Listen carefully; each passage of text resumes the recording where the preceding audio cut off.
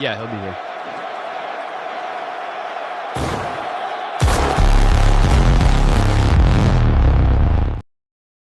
Oh, what a weekend of professional wrestling we had. Welcome to your new wrestling obsession. This is the premier YouTube wrestling show. This, of course, is Off the Mat. I am your host, Matt, and also with me, I've got the dirtiest man in the game, the guy who keeps his ears closer to the dirt sheets than anybody ever has. It's Dirty Dom Tober. Dom. What's going on, Mr. Matt? We got so much professional wrestling to cover for you guys this week. We're going to talk about Triple H addressing criticisms and the backfire of, is Trips a hypocrite? Is he a hypocrite? We got a big tournament announced. Tournament? You even won a tournament announced for Roman Reigns' next challenger. Kairi Sane finally breaking her silence. Nikki Bella update. And MJF. That's right, MJF of AEW taking shots at our tribal chief. OTC. One's in the air. MJF? What? We got all that, the dirt sheets, so much more tonight on this episode of Off the Mat. But first, we're going to kick things off by going over the results of our SummerSlam predictions. And we'll see, can Dom's reign as the undisputed IWC Off the Mat predictions champion continue, or will we see a new champion crowned this evening? I think I was robbed. There was a couple of robbing moments in SummerSlam. I think I was robbed. I don't think so. I will be honest, like, this is Sticks results. I've got what I wrote down here to keep Sticks honest. No. I'm not talking about you guys. I'm talking about the event itself. I got the results here to keep Sticks honest. I think I was robbed with the result itself. They said, keep the man down. That's what they said. They specifically said, keep Dom down, huh? Keep Dom down, man. That's it. Keep the dirtiest one in the game down. Exactly. All right. Our Saturday card, we're kicking off with Liv Morgan versus Io Sky. Pretty self-explanatory. We all took Liv Morgan. I don't think any of us actually saw Io Sky coming away with a victory here. This was Liv Morgan's across the board in what was pretty much a copy, cut, and paste match of what we saw at King of the Ring or in Saudi Arabia at Night of Champions. Not a whole lot of difference here, except this time you got the. It wasn't a bad match, Look, you got to take some of these matches for what they're worth. We've seen some really shitty matches, and we've seen some really great matches. And it wasn't bad. It wasn't great, but it wasn't bad because this match was about as worth the shot of Raquel Rodriguez's thong that's going around the internet from when she's climbing under the ring. Oh yeah, that's a good one. That's a good one. Really good. But yeah, it was pretty much a copy, cut and paste match from what we saw at Night of Champions. There wasn't a whole lot different here, except the winner was Liv Morgan. We weren't sure what was going to happen with Liv Morgan. I mean, fuck, she's had a 100-day title reign and only wrestled once and didn't even defend the title. Ooh. So, but now come Monday Night Raw, we got a little bit of a reset here. SummerSlam, if nothing else, it reset the field and hopefully for the better. But we're going to talk about that in off rope takes or top rope takes of why things are getting changed up here, because I have a feeling that the old fearless leader, old Trips, shot his mouth off during his press conference and then immediately. I think he put his foot in his mouth. Yeah, and then immediately got hit with some major backlash the minute he did that. But pretty much across the board, we all took Liv Morgan here.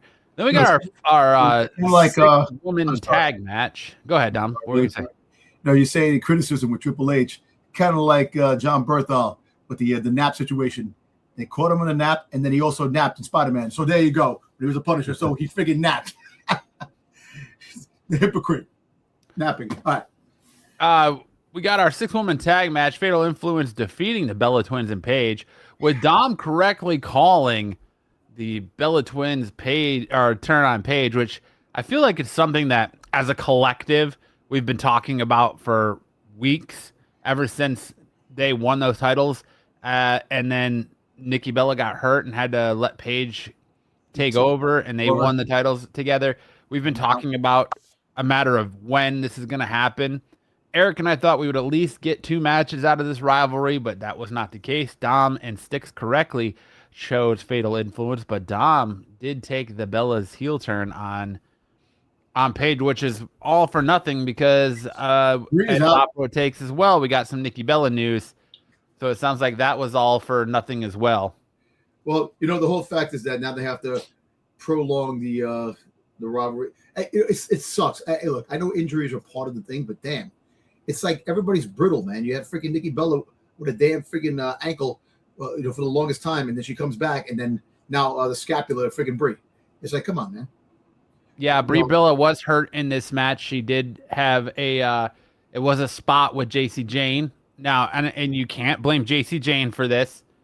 You can't say she's unsafe or anything like that, but it was a spot with JC Jane where JC Jane had her up against the steel steps, and she kind of did a Kevin Owens style cannonball into Brie Bella, and that did injure her shoulder. Brie Bella was sent to the hospital, so much so that the broken scapula. Yeah, and the big reporters are saying that they almost stopped this match due to the injury. And she was still fighting when they took down Paige and attacked Paige. Nikki's kind of the one that did all the attacking. Nikki did, but Brie just had a couple of swings and held her shoulder. But it does. Unfortunately, like we've been talking about, WWE has had to pivot away from storylines. And just as we're getting into a storyline with the Bellas versus Paige, it looks like we're going to be completely pivoting away from that. And Nikki and Brie Bella are going to be, or Paige is going to be looking for a new feud once we get into Top Row Takes. Yo, what up, Patrick? How's it going? What's going on, Patrick? So we got all that. We'll talk about that more in Top Row Takes as well. But yes, you and Styx did correctly call that match, so good on you there, I guess. Hey.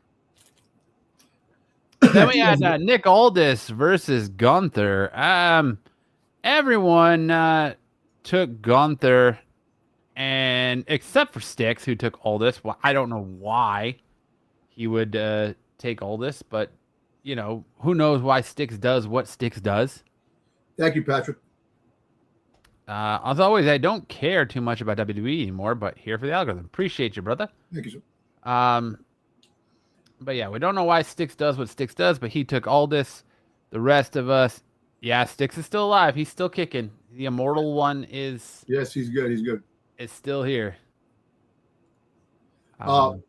This match was good. I liked the way it went, and I kind of Nick Aldis still has it, but it sucks because after everything was said and done, he gave in his resignation, and Triple H ripped it up and said, "No, you're the GM again." Why do you do that after the show goes off the air? Yeah, a lot of people didn't see that.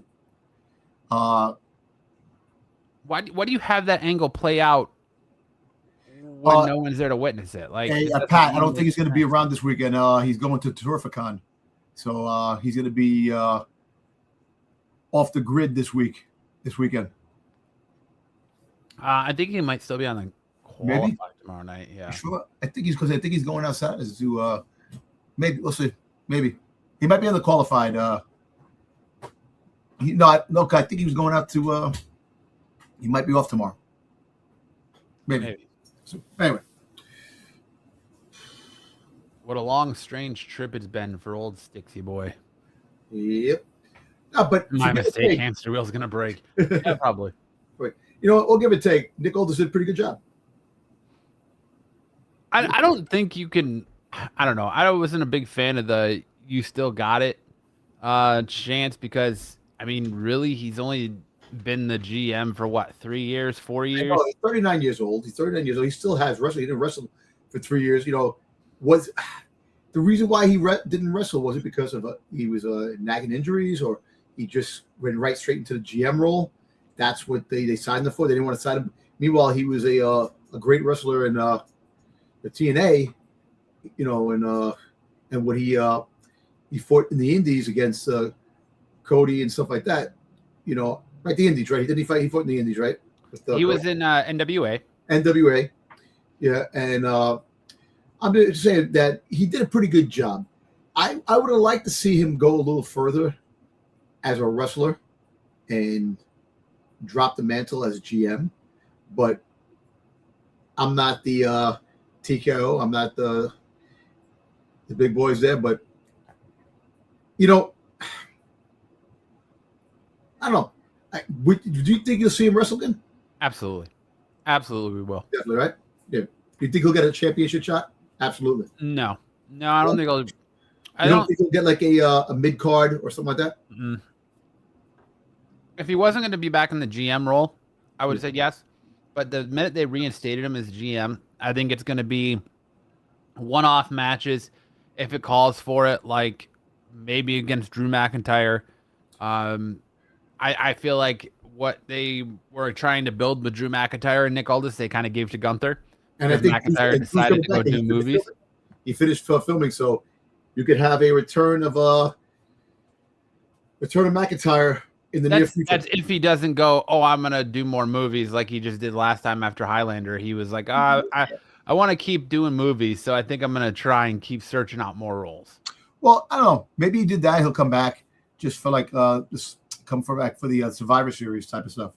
But we'll definitely see what I got. But give or take, I thought this match was good. You know, I thought it was a decent match. You know, Gunther freaking played it off good. You know, he definitely helped. You know, he made Nick look good. You know, and vice versa. So I did like the end when his kid came out and Mickey Jane came out, and you know he was there. He had his moment. You know, which maybe WrestleMania. We'll see him fight in WrestleMania. Maybe he'll fight McIntyre at WrestleMania. Maybe we'll have to wait and see. But I definitely think we will see Nick Aldis in a WWE ring again.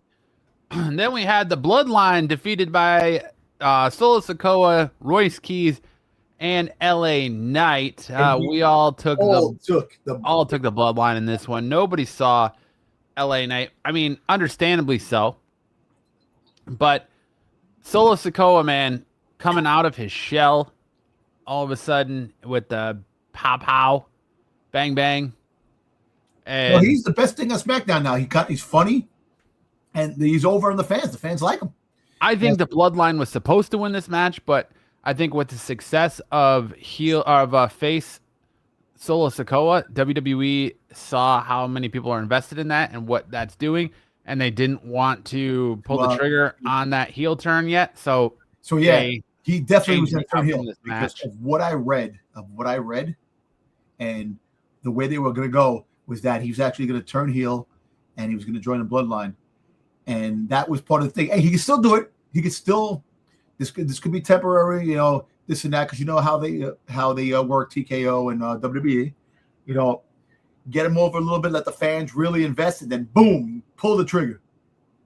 Pew pew, and they really, yeah. I feel bad for Royce Keys too, man. You know, Royce Keys.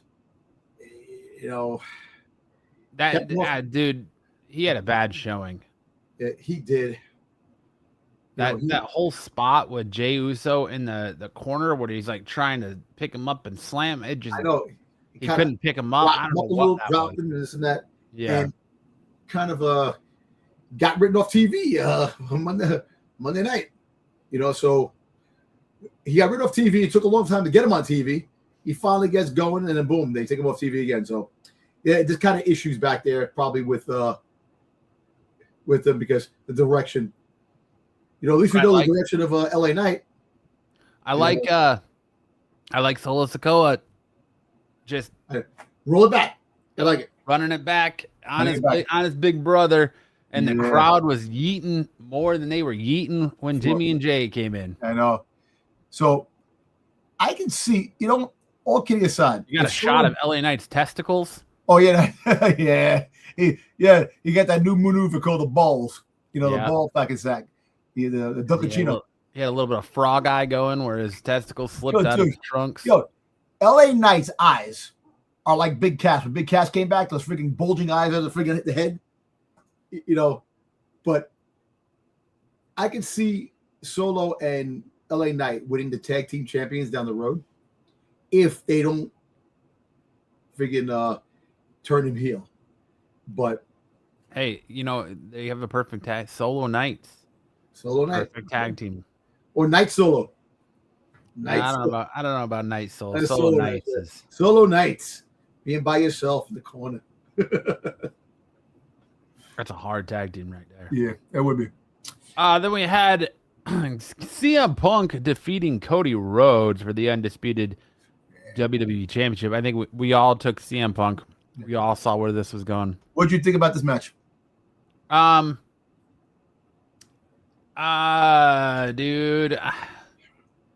I liked it, but there's definitely spots where Punk looked old. Oh, when he freaking did the freaking moonsault, freaking missed him.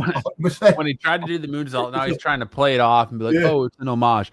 Not just there. When he tried to do the Randy Savage elbow drop from the ring post onto the announce table, and he like landed on his feet. I know.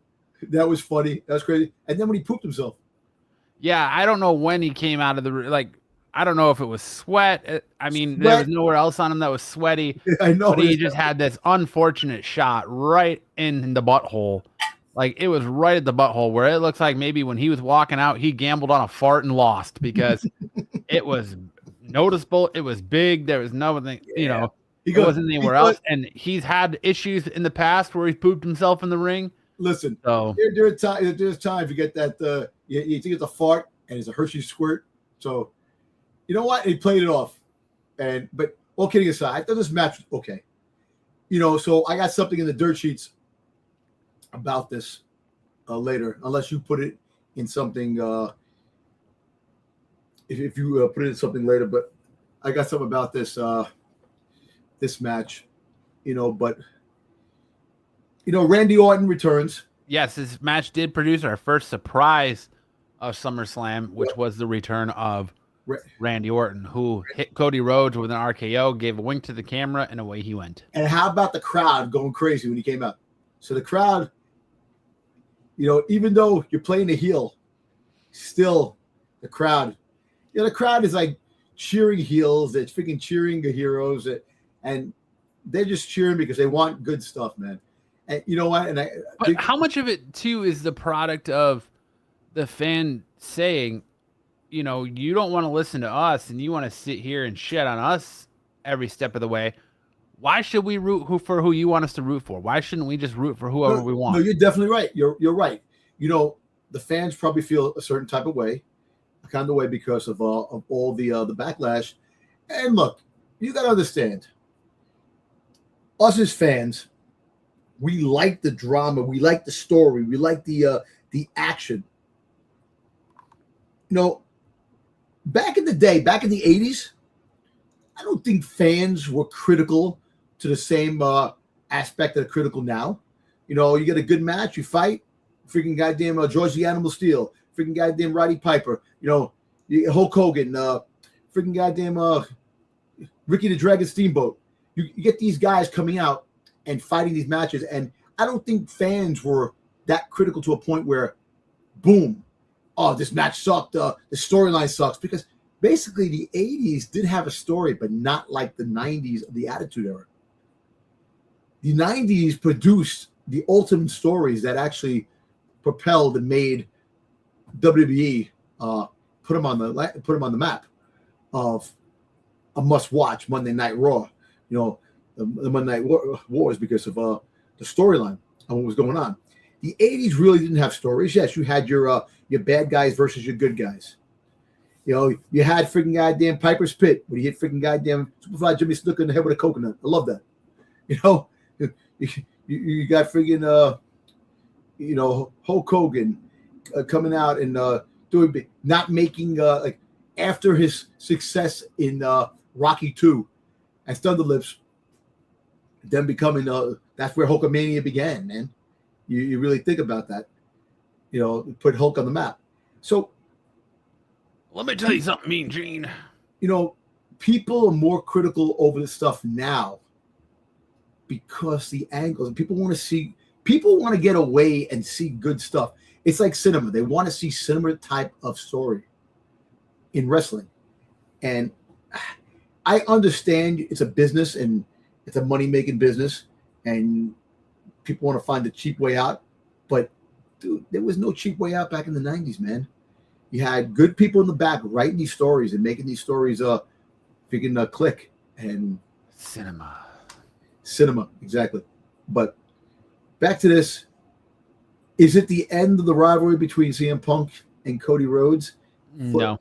Now, but I did like Monday night, Trick Williams coming out to CM Punk and telling CM Punk, down the road, this and that, kind of opened up the door for CM Punk versus Trick Williams down the road. Because there's a lot of rumors now that Trick is done with the U.S. title and going to move on to bigger, better things. But he's still going to have a fight with Barry Corbin. But he ain't ready.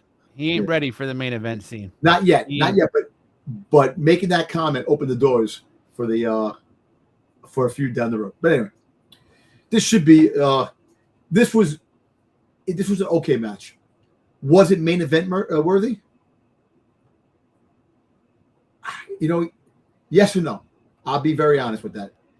It was better than the main event that we got. I know, and that's the thing, and that's the problem. So there's a lot of heat with that. Dirty Dom Sheets. Got something to talk about this later, but anyway. Let's go to the next one.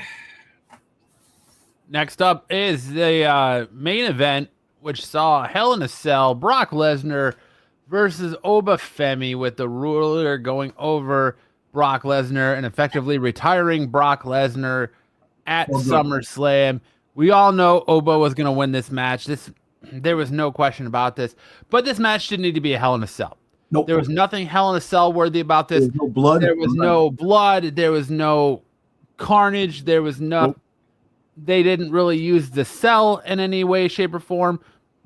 They gave, everybody in this match, all these matches had 8 to 12 minutes, if that. Yeah. They gave Punk and Cody 30 minutes, and this one didn't feel very long at all. The most brutal you got was Brock ripping up the canvas, showing the plywood, removing the foam, showing the plywood. And this is where this match becomes a problem to me, because you want me to believe that Obafemi, as big and bad as you're building Obafemi, you want me to believe that Obafemi is going to kick out after a tombstone, a move that effectively for 18 years defeated everybody that came across it. Nobody kicked out of this. So you're telling me that Obafemi is going to kick out of a tombstone on plywood, but Brock Lesnar is not kicking out of a fall from grace on a botched spot, because everyone's saying Brock Lesnar is supposed to take that fall from grace on the plywood. That's why he was wearing shoulder pads, something he's never worn or rarely ever wears. He knew that he had to take that spot. He looks, you see after he gets hit and he counts 1, 2, 3, he looks back to see where he landed and to see that he was not near the wood like he was supposed to be. It just was not a good spot. It was not a good match. There should have been more to this match. It should have been more brutality. There should have been more heart. They should have at least, the staple, as cliche as it is, the staple of a Hell in a Cell match is at least fighting on top of this fucking thing, right? Yep. You had him climb up there and fight on top of the cell. You could have had one of them get thrown through the side of the cell. Really sell.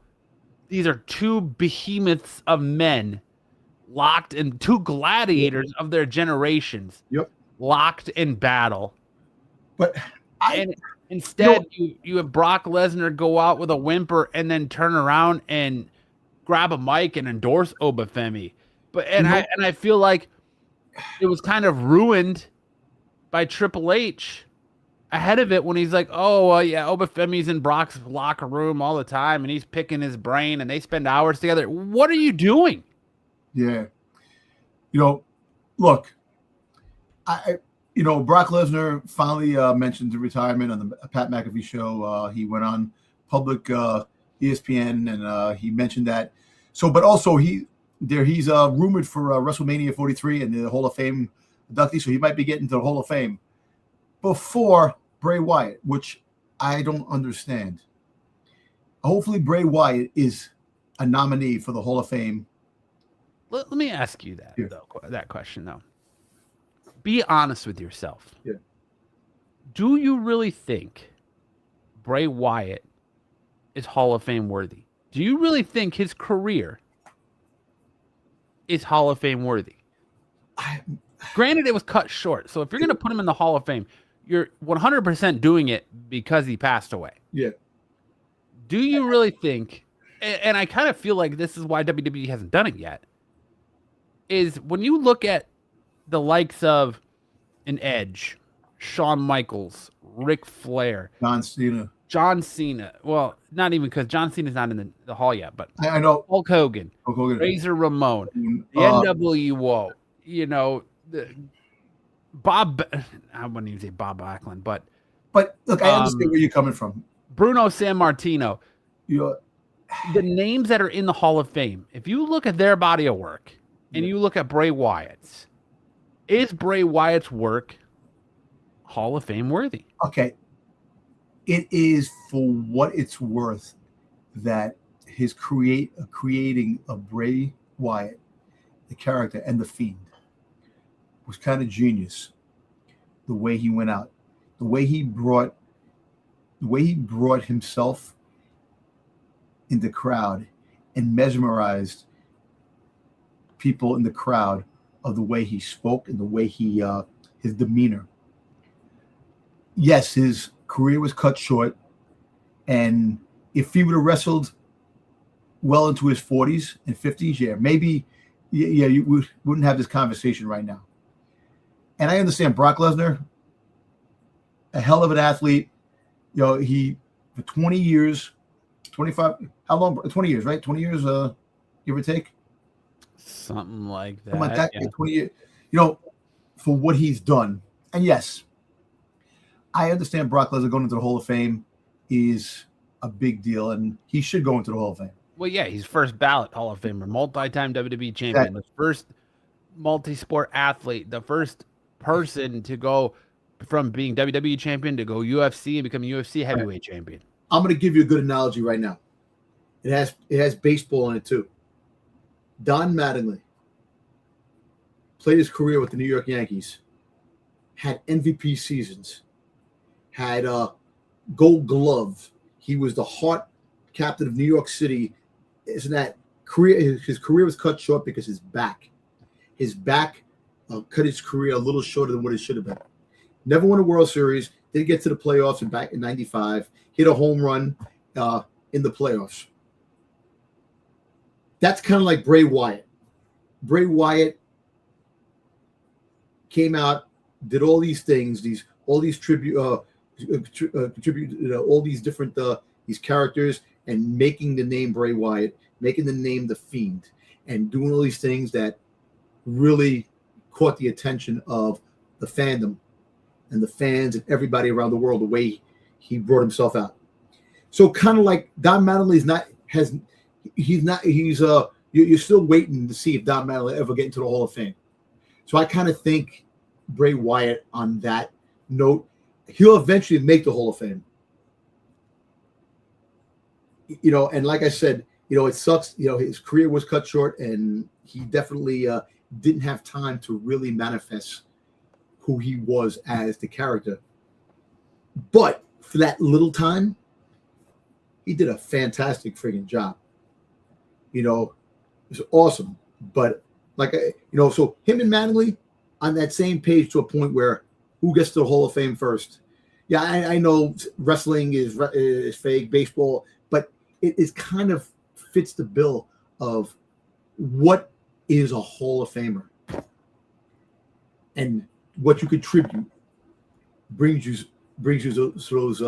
those steps to becoming a Hall of Famer. So, like I said, Bray Wyatt will probably eventually make it, due to the fact of he passed, but it could be a while before they pull that trigger.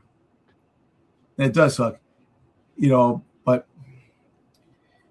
Brock Lesnar had that hell of a career. He was a champion, multiple champion.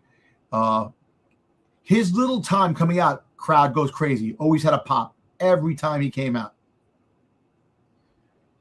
You know, he did what he had to do. He gave what the WWE wanted from him. So, all right, you know, he'll go to the Hall of Fame in WrestleMania 43 that weekend. And, you know, I'm fine with that because he deserves it. But I'm still going to wait for when Bray Wyatt becomes a WWE Hall of Famer. And I'm not saying, just to clarify, that he doesn't belong in the Hall of Fame. I was just asking the question, but also it's to the point where I think he belongs in the Hall of Fame and he should be in there one day, but I don't think there needs to be any kind of rush to induct him because granted, championships don't dictate whether or not you have a Hall of Fame career. Just look at Dan Marino, the famed quarterback for the Miami Dolphins. He never won a Super Bowl. Cool. Championships don't dictate that, and you can't take away what Bray did for the business. But you got to remember, he was in there. He was doing great stuff with the Wyatt family. They did release him, and they did bring him back. So based on all of that, it's not like he's really – I feel like because he passed away, he gets a lot of leeway.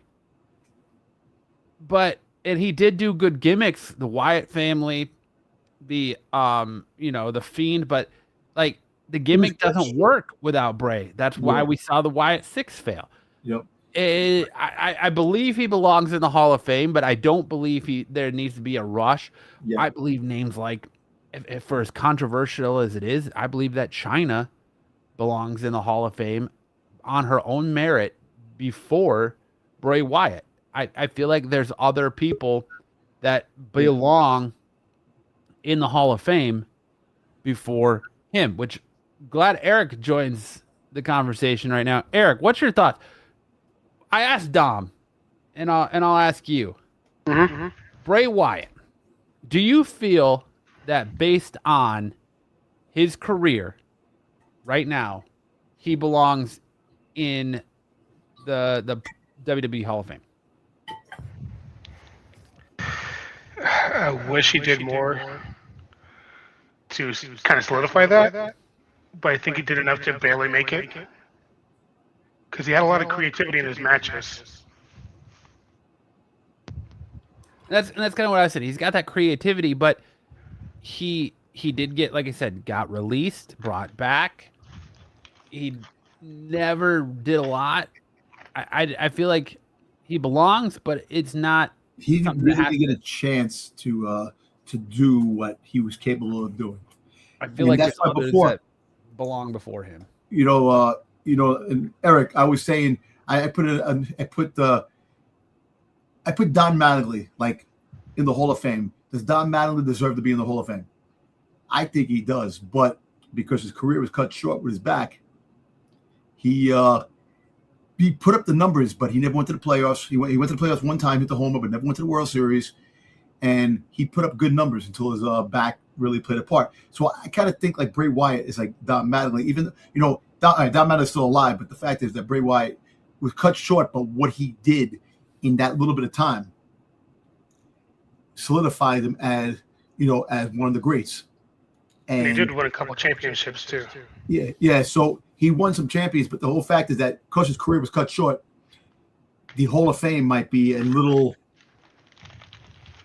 bit the distance away, but eventually he'll make it there. But do you think the analogy of Mattingly being a Hall of Famer and Bray Wyatt? I know it's two different sports, two different things altogether, but that's the closest thing I really can put, because Mattingly, if his back didn't go out, he would have had more years. I can see it. So I don't think you need more years, though. No, you need more years to put more things and get a better chance. Hey, look, it's just something. I think if Bray Wyatt wrestled into his 40s and his 50s, he would have had some legendary other matches. You would have seen him fight the likes of maybe Obafemi. The likes of Trick. Who? What? Trick. Oh, Trick, exactly. Trick. the likes of Braun Breaker. Stuff like that. You can say that, but we don't know with his condition if we were ever going to see him I wrestle. know, but I'm just saying. But the fact is that these are matches you could have thought of that could have happened if he was alive. He was only 36 or 38. Was he 36 or 38 when he passed away? He was in his 30s, his late 30s. So he still had another 10 plus years of wrestling in his career if he was healthy enough and if it wasn't dire straits or what happened. Yeah, he died at age 36. 36. You see, 36 years old is just young. 36 years old, you're getting into your prime. You're in your prime in wrestling and stuff like that. So you would have seen the likes of some matches, and it would have been a fun ride to see him wrestle. Come on, he fought LA Knight. He had the when LA Knight before LA Knight became big. That was like the last big thing he did. Yeah. So,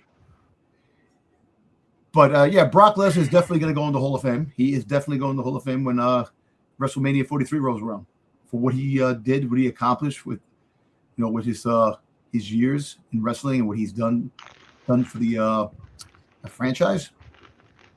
So, I like I said, I think Bray Wyatt belongs in the Hall of Fame, but I think that there are other names that still are not inducted that have done more and accomplished more that should be in there before Bray Wyatt. You got Stephanie McMahon. Stephanie McMahon was put in the Hall of Fame. Well, that's 100%. Yeah. If I'm being honest, it's 100% because they're anticipating they got to do it now before they can't do it. Yeah. Because once Triple H is ousted, if he gets ousted as head of creative, I don't think that happens. She's not in the Hall of Fame. Nope. And because it wasn't the year before her was Triple H. Yes. Yep. So, Triple H deserves it. I'm not gonna say he doesn't. I think Bray Wyatt deserves it as well, but there are others that go in before him. I don't think WWE has to be in any rush to induct him. Yep. But before we move on, Eric, what do you think of this match? Obafemi versus Brock Lesnar.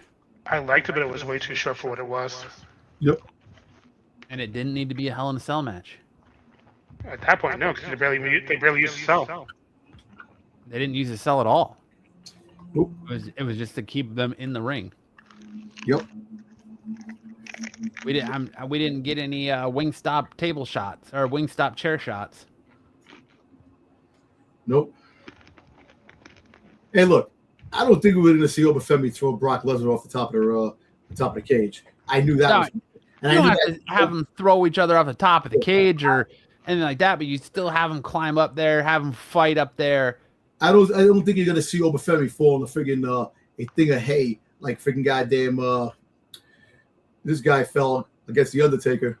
I'm not expecting a Mick Foley off the top of the cage onto the announce table type shit. I'm not expecting a Mick Foley type shit.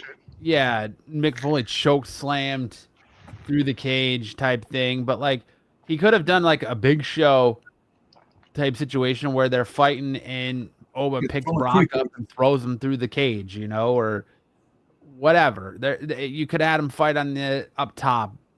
Anything would utilize the cage to make it a Hell in a Cell match. You could add a little bit of blood, just anything to actually solidify it being a Hell in a Cell match, other than delivering a tombstone on wood, which Obafemi no-sold, and then have Brock just eat the pin to a glorified powerbomb. You got to understand, Obafemi's matches are going to be short. They're not going to be big. They're going to be not long matches. They can be because they've done it in NXT. It can be, but the WWE is different. A different animal. They'll put them in spots where it lasts less than 5 minutes, maybe 10 minutes. I don't see him going 20-minute, 30-minute friggin' battles. And you have him coming out in Raw looking like he just decided to dress himself in the bed sheets from his hotel bed. No, I like that outfit. Shut up. Hey, listen, that's the African. That's the garb that they wear. Well, yeah. Why all of a sudden are you wearing it now? Because he won. He won. He came out. He didn't wear it when he won at King of the Ring. But I'm gonna tell you this, dude. We're gonna get some good matches between him and Braun Breaker. And I hope they don't rush it. Let it manifest. Let the standouts keep coming.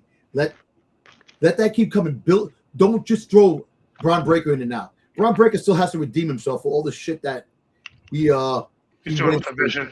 Exactly. Get him out of that. Get him out of the vision. Get him past the vision.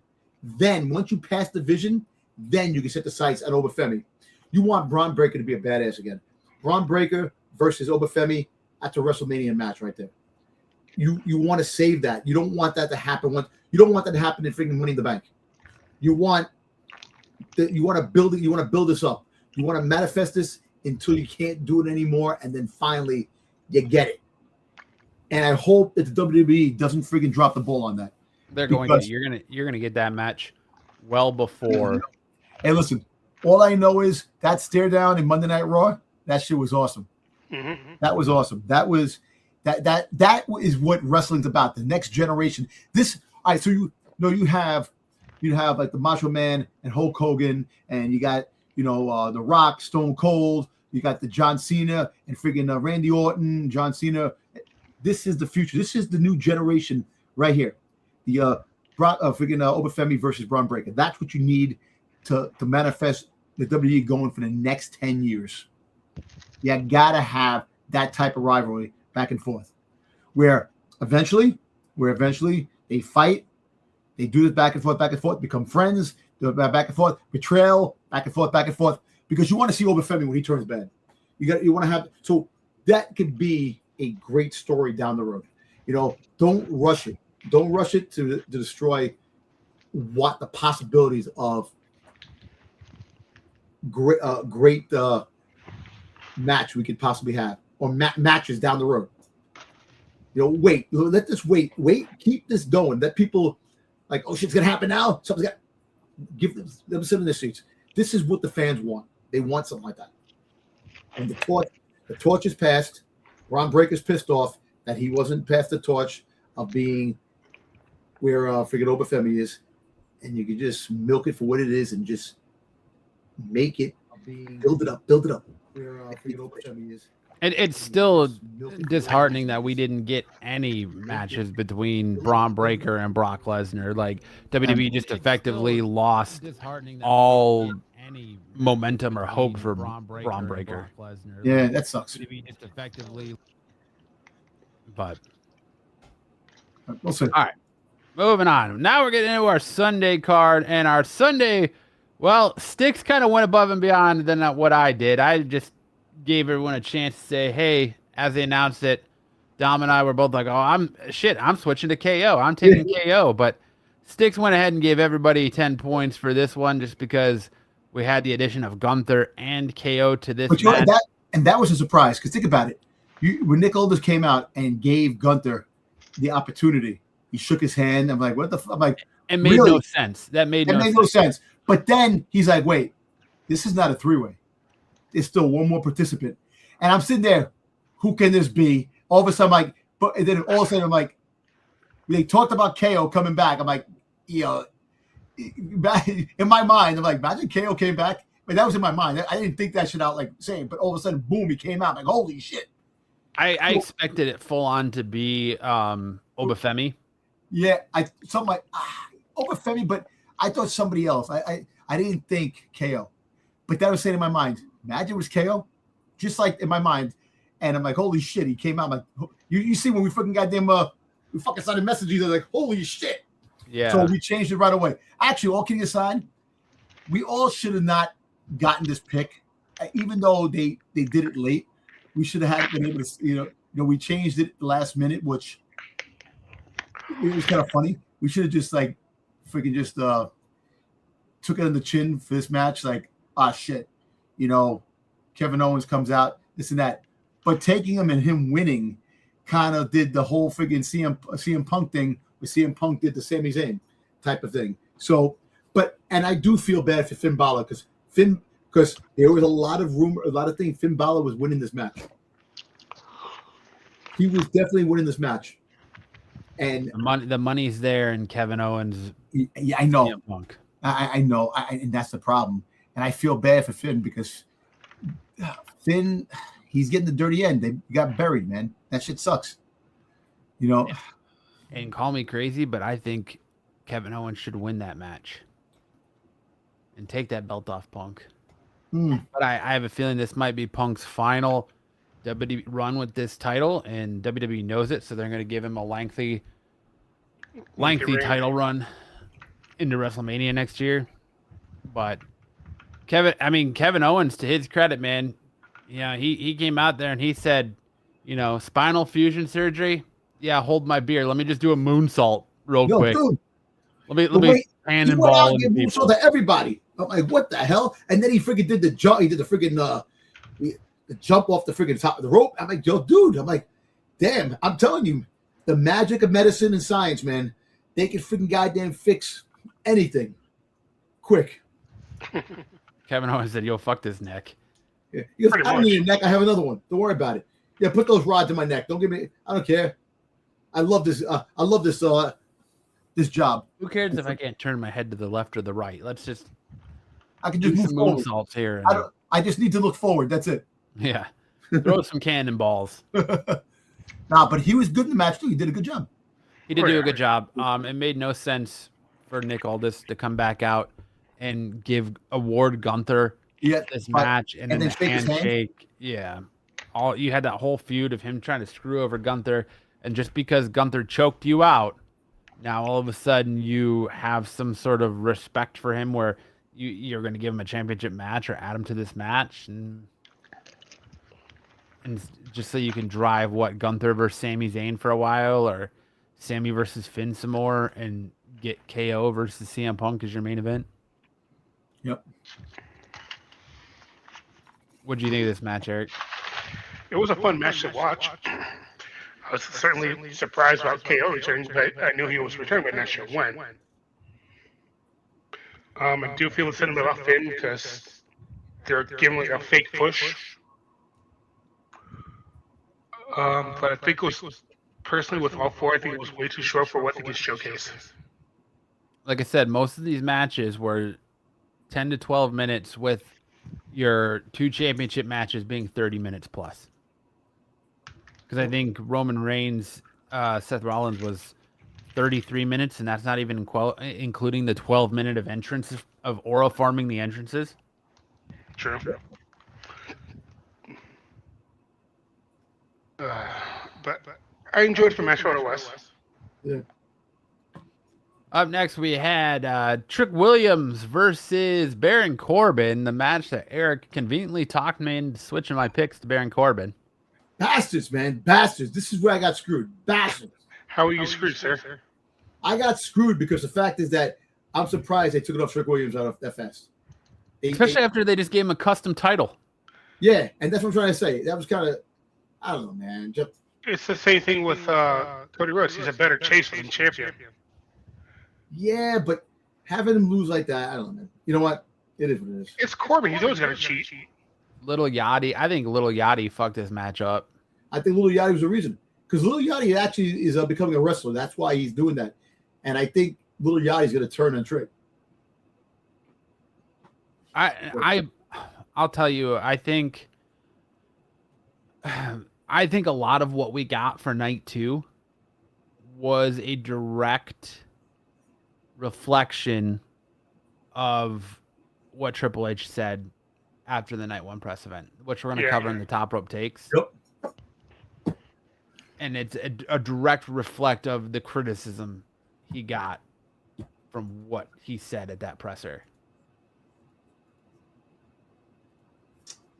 Sure.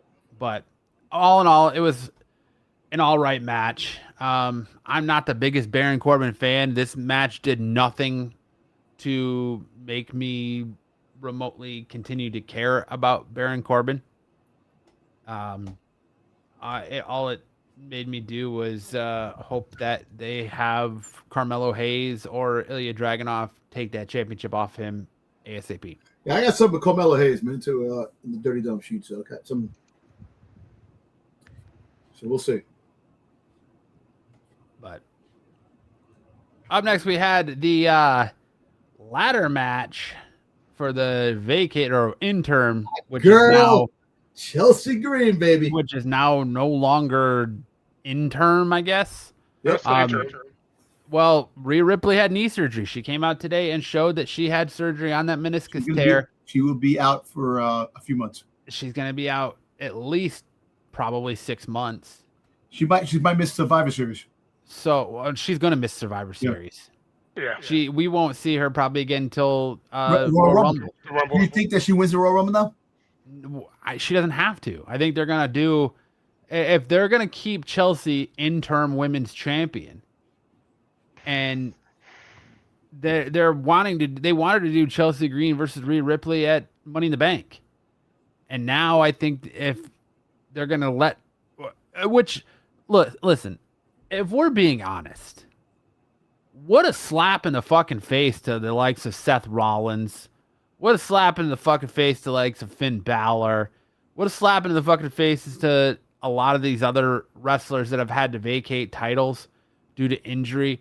Because if you're going to let Rhea Ripley sit on the sidelines for up to 6 months, whatever this meniscus tear recovery is after this surgery, and still allow her to hold that championship, if you just don't turn around and say on SmackDown that Chelsea Green is the women's world, there's no interim added to it. If they don't stop calling it interim and just call her the WWE Women's World Champion, and then you give Rhea Ripley that first shot at her when she comes back, that's a disservice to everyone else who was forced to drop the title. Yep. And couldn't be hold on to it to be called interim after that. Like, I like Rhea. I get she's a huge draw and she's a huge merch seller, but what is it about Rhea over the likes of a Seth Rollins, over the likes of, Cody or Punk or anybody else that has had to drop titles due to injury?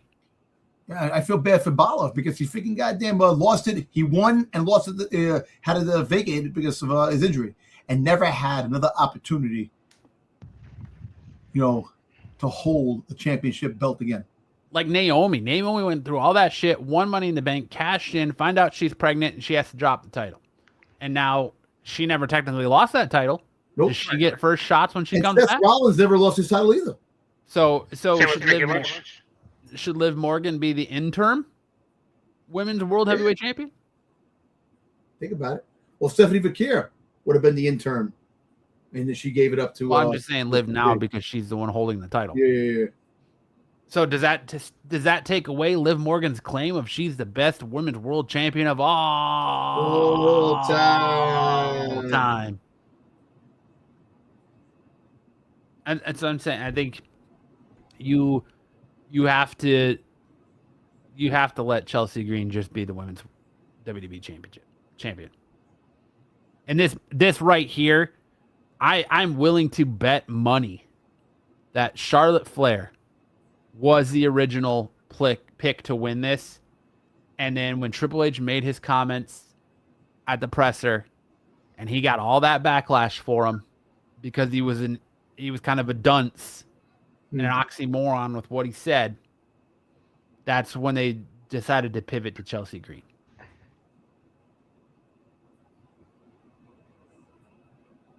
His comments directly reflect that. Because Jade doesn't deserve that title. Lash Legend doesn't deserve that title. Charlotte, nobody wants to see Tiffany. Tiffany's already annoying enough with the United States Championship. Chelsea Green. With that either. Yeah, Chelsea Green. Give me Chelsea Green versus Julia. Have different people again.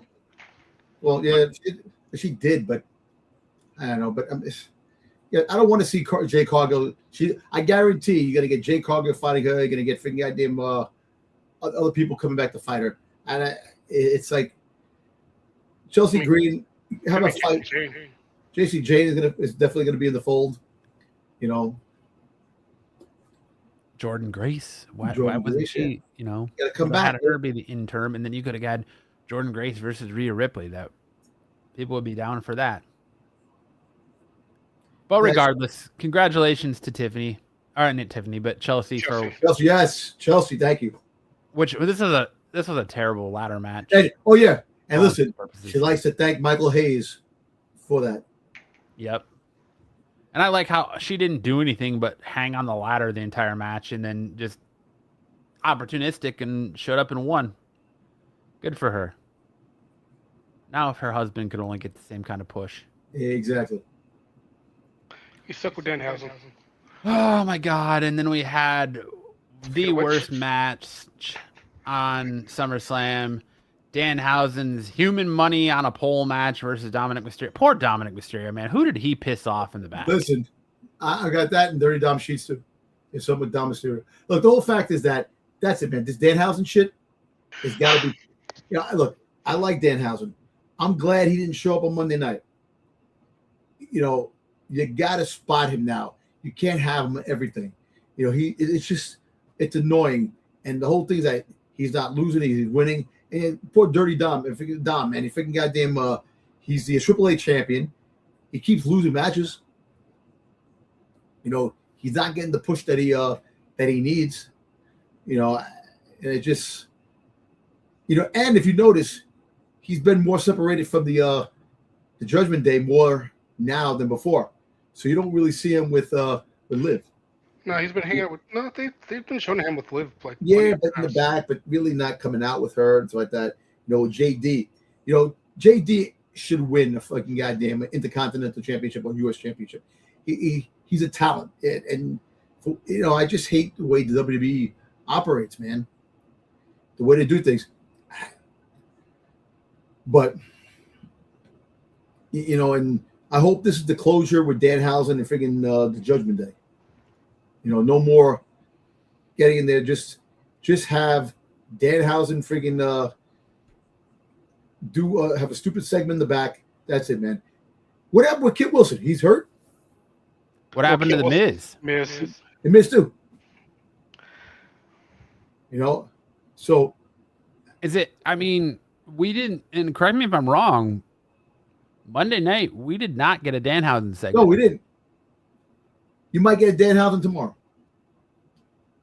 More than likely, but there might be more returns coming tomorrow too. Ooh, who do you think's returning tomorrow? I have no idea. Either returns or debuts, because it could be Lola Vice. Because they had a trademark. They sent a trademark, Vice City. So and she just lost her underground match on Tuesday. Yeah, but they did the same thing with freaking goddamn what's the face that lost the championship again to Zaria. Do we Soul? See an appearance of? Or are you talking about Tatum? Yeah, Tatum. She lost, and she was saying bye to everybody, but then showed back up on NXT. So you never know. Like I said, sure. But we are going to get a push. They said the summertime, towards the end of the summer, we're going to be getting more debuts. So. Guess what? It's the end of the summer. End this shit. No more Danhausen. No more Judgment Day. Move on. Damn, freaking Dirty Dom had to freaking lose. Everybody knew what was going to happen too. I know. It's just. Do we get an appearance tomorrow night as SAWFT Soft? Nope.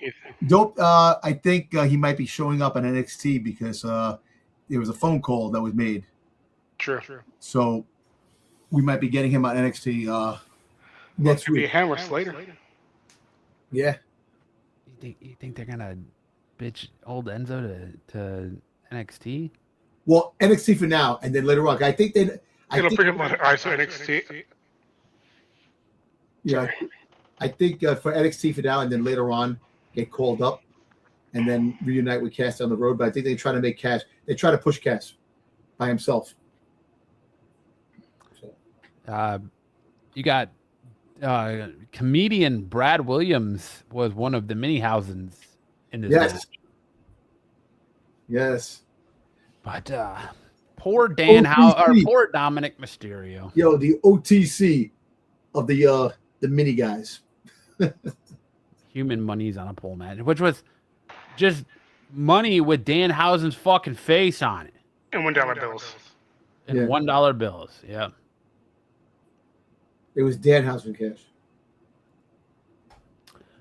Then we got easily what was going to be the match of the weekend right up until we got a really odd product placement because We don't have enough fucking commercials during this shit. Got that You got dog in Penta ya. versus Jad Gable, where Gable picked up the win in a relatively short match. I feel like these guys should have got 30, 35 minutes. Yeah. But you had Gable winning his first singles championship in his hometown, and he celebrated with a Steve Austin-inspired beer bath, but it wasn't Steve Weiser's. It was Mug Root Beer, as he celebrated with the Mug Root Beer mascot in the ring. You can't chug root beer like you can Steve Weiser's. You never seen Bad Lads Chugs? Listen, you It's a can't have beer terrible on TV product anymore. placement spot. Look, you got to understand that Kurt Angle had milk. So, yeah, have root beer for Chad Gable. Still, just, you don't have enough fucking ads in this show. Dude, You turn around and corporations, man. Corporations push the agenda too much, man. you get TKO at his best. Mug Yep. Root Beer with a mascot that was literally a dude in a tracksuit with a bulldog head.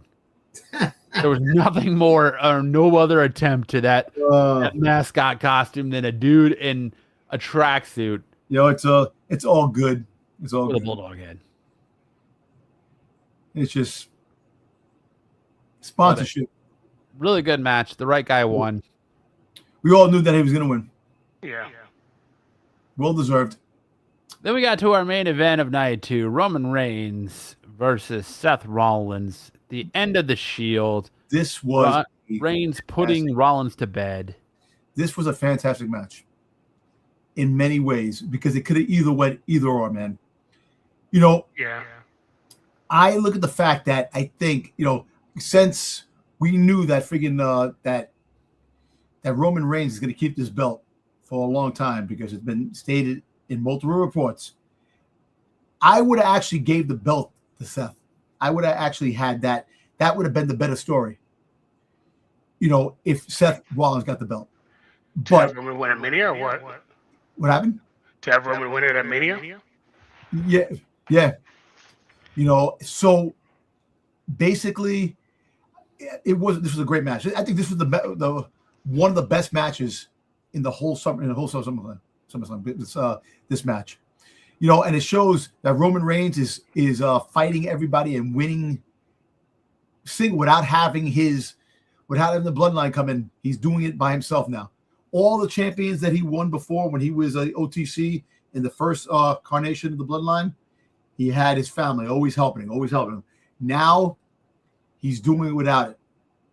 And I would like to see him fight Kevin Owens again. Because when Kevin Owens fought him, Kevin Owens got his freaking handcuffed to the goddamn thing, and he lost. Yeah. So, Which, if you need any more proof that WWE pays people to watch these shows, who said that? Who pitched that storyline months ago? And I said I would have Roman Reigns lose and then have him go on this whole thing about doing things himself. Yeah. You took part of it. yeah. So, hey, look, but this was the main event of this match topped friggin' CM Punk Cody match, topped the Oberfemi match. This was the best. You know what? I think this was the best match in the entire SummerSlam. Yeah. And at the end, after he lost, they gave the pound for one last time with the mask in the middle for Dean Ambrose. Yep. And I thought that was really cool. If you look how they're placed, they make an M for Moxley. Yep. And that was pretty cool. I like that. And now there's a rumor saying that mask might play a big part in the bloodline moving forward. They might start wearing that mask. So there could be kind of funny with certain things, but yes, he shook off the demons that haunted him for the longest time. He beat Seth. Now, where does Seth Rollins go? Because this is my thing. Home. Yeah. I think Seth Rollins, because Seth Rollins has been talking about retiring. He don't want to retire too late. He wants to become a sportscaster. So I think he has a job already placed in ESPN. Yeah, because he's been talking with Eisen for quite a few times. Yeah, so And he does a lot of stuff with Good Morning Football. yeah, And a lot of He's stuff a with huge Bear ESPN. But I chalk that up to the whole WWE being part of ESPN now business. But that is a good question. Where does Seth go from here? Yeah. Somebody's got to watch again while Becky's out. Yeah, because I mean, you takes really time didn't off get because you had Raw in Iowa, and Seth wasn't even on the show. Exactly. He was supposed to be on there with a segment. He didn't show up. So I actually think that he might be taking some time off. He's probably going to come out for Survivor Series. I think because apparently there's rumors floating around, and this is a little indication of the Dirty Dom sheets that Seth Rollins might team with Roman Reigns in War Games. So there might be now they're saying that there could be something else going on in War Games. You might see Seth Rollins part of that, because I think LA Knight's taking shots at Seth Rollins too, because there's a whole bloodline thing. I mean, the whole bloodline thing, the whole Shield thing and stuff like that, which, by the way, freaking goddamn LA Knight is hysterical, man. When he did the freaking goddamn Hounds of Hell freaking the broadcast on the thing, you guys suck. When he was saying that Breaker, this, that, and going on. And I thought it was cool. But Seth Rollins, I think he takes time off. He comes back Survivor Series. And then you can start that Monday night after Survivor Series, maybe start something else. And I don't think he's getting the champion I think the championship is going to not be in his position for a very long time. And I think that might have been his last run with the championship. For now. For Seth, for now. And for probably in the foreseeable future, probably when his time is coming up, they'll probably have one last run for the championship and give it to him before he retires. Because I actually think that he's going to retire. His contract ends 2027. Is he looking to retire, or do you move him to SmackDown and have him feud with the likes of Gunther or Kevin Owens or Randy Orton? Or I feel like there's good feuds, the return of him and CM Punk. There's good feuds for him over on SmackDown to where he's kind of already faced down all the demons that are on Monday Night Raw. Trick Williams, Carmelo, there's more there. Finn Balor, another Finn Balor match. Finn Balor. Do you have him go for the mid card and go after Chad Gable in the Intercontinental Championship? Do you have him work some mid card stuff for a little while? How about the tag team championships? How about having him run with somebody that is not hasn't been really utilized? You put him with Seth to go for the tag team champion. I know he had the tag team champion with Kevin Owens. He put him in a program with Obafemi. Yeah, you could do that. You could do that. But he was, he did like in the dog match. He Obafemi helped him out against the Vision. I don't know. Maybe the mid card for the time being.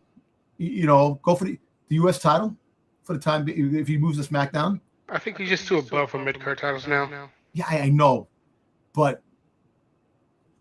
I mean, John Cena, 17-time world champion, was IC title. He or was have him show up in AAA Mania and have him fight and win one of those belts. Yeah, he could go do work with Dom, face down Dom. Lots of opportunity there in Triple Mania or AAA. AAA, exactly. We'll talk about that a little bit later. All right, so we'll get down to our nitty gritty. Got the results. I was 90 points. Dom with that cool 100 got a little assist with the Kevin Owens extra 10 points plus calling the heel turn on Paige. Sticks at 90 and Eric at 90, which I don't know where Sticks gave himself an extra 20 points because on my sheet, exactly your sheet. You see, start the math. On my sheet, Sticks, for night 1, Dom got 50, I got 40, Eric got 40, you got 40.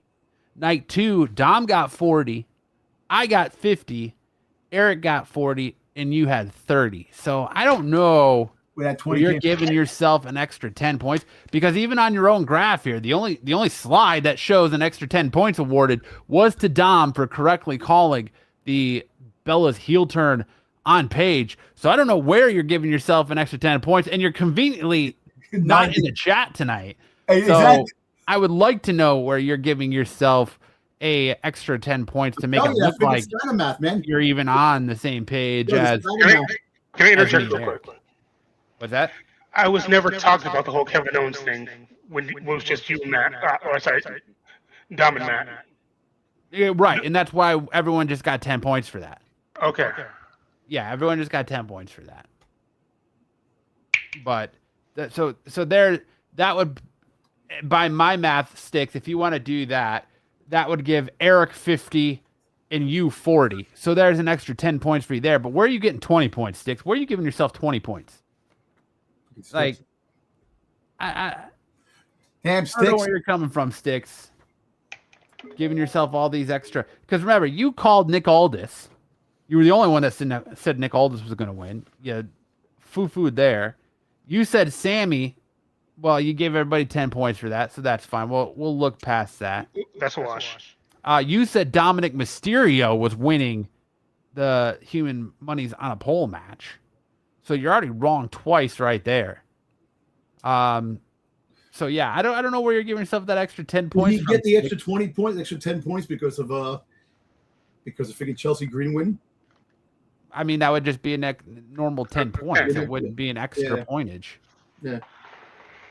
Damn Sticks, you see? Damn Sticks is Steiner math, I'm telling you, man. Yeah, you just I'll just sneak myself in here some extra points so nobody notices. But with that being said, congratulations to Dom, who continues to hold the IWC off the mat PLE championship. He will be looked to defend that heading into Money in the Bank next month or Triple Mania if we do a predictions for that. But congratulations to Dom. Or Worlds Collide even. Yeah. So congratulations to Dom on that. We'll see how long his title reign will continue there. All right. So that is our results for SummerSlam. Overall, decent PLE, 2-night PLE. Night one was, I'll tell you what, I'll be honest, like after night one, I was like, okay. That main event kind of took all the air out of night one. Now, night two on paper looked much worse, but I really think that the surprise and the swerve of Kevin Owens coming back and Chelsea Green winning the ladder match did a lot to boost night two, but Roman Reigns and Seth Rollins clearly did the heavy lifting when it came to salvaging SummerSlam. Yep. All right. That's our that was our SummerSlam recap and finding out who is and continues to be the IWC champion. Now we're going to move into our top row takes. If this is your first time checking us out, our top row takes is where we take 2 minutes-ish on the clock. Dom likes to talk, so a lot of times and dominate the conversation. So a lot of times it goes over 2 minutes, but it's where we take the top 5 biggest news stories in professional wrestling. We put 2 minutes on the clock and we give our thoughts on them. And we're going to start our top row takes tonight with something that we've touched on quite a bit, is that Triple H addressing some criticism after the night one. They brought back the presser. And Triple H made a comment about, echoing statements that were made by guys like Damian Priest and some others about getting tired of seeing the same guys in the main event. And Triple H said, look, if you want the top spot, go take it. His exact words, and I quote, if you're the guy that wants to take the spot, it's frustrating when there are guys above you and they have the spot. We're in a period of time where there are a lot of top performers in top spots that over time have earned those spots and are selling tickets and are incredibly popular. You really have to do something. The narrative of it's my turn, there are no turns. That's not how it works. You earn the spot. If somebody is getting over more than somebody else, you move that person into that spot and you move that other person down. It's not just crowd reaction. Are they going to be good in that spot? Are they going to hold up their entire end of the bargain or screw it up or make a mistake where we regret giving that to them?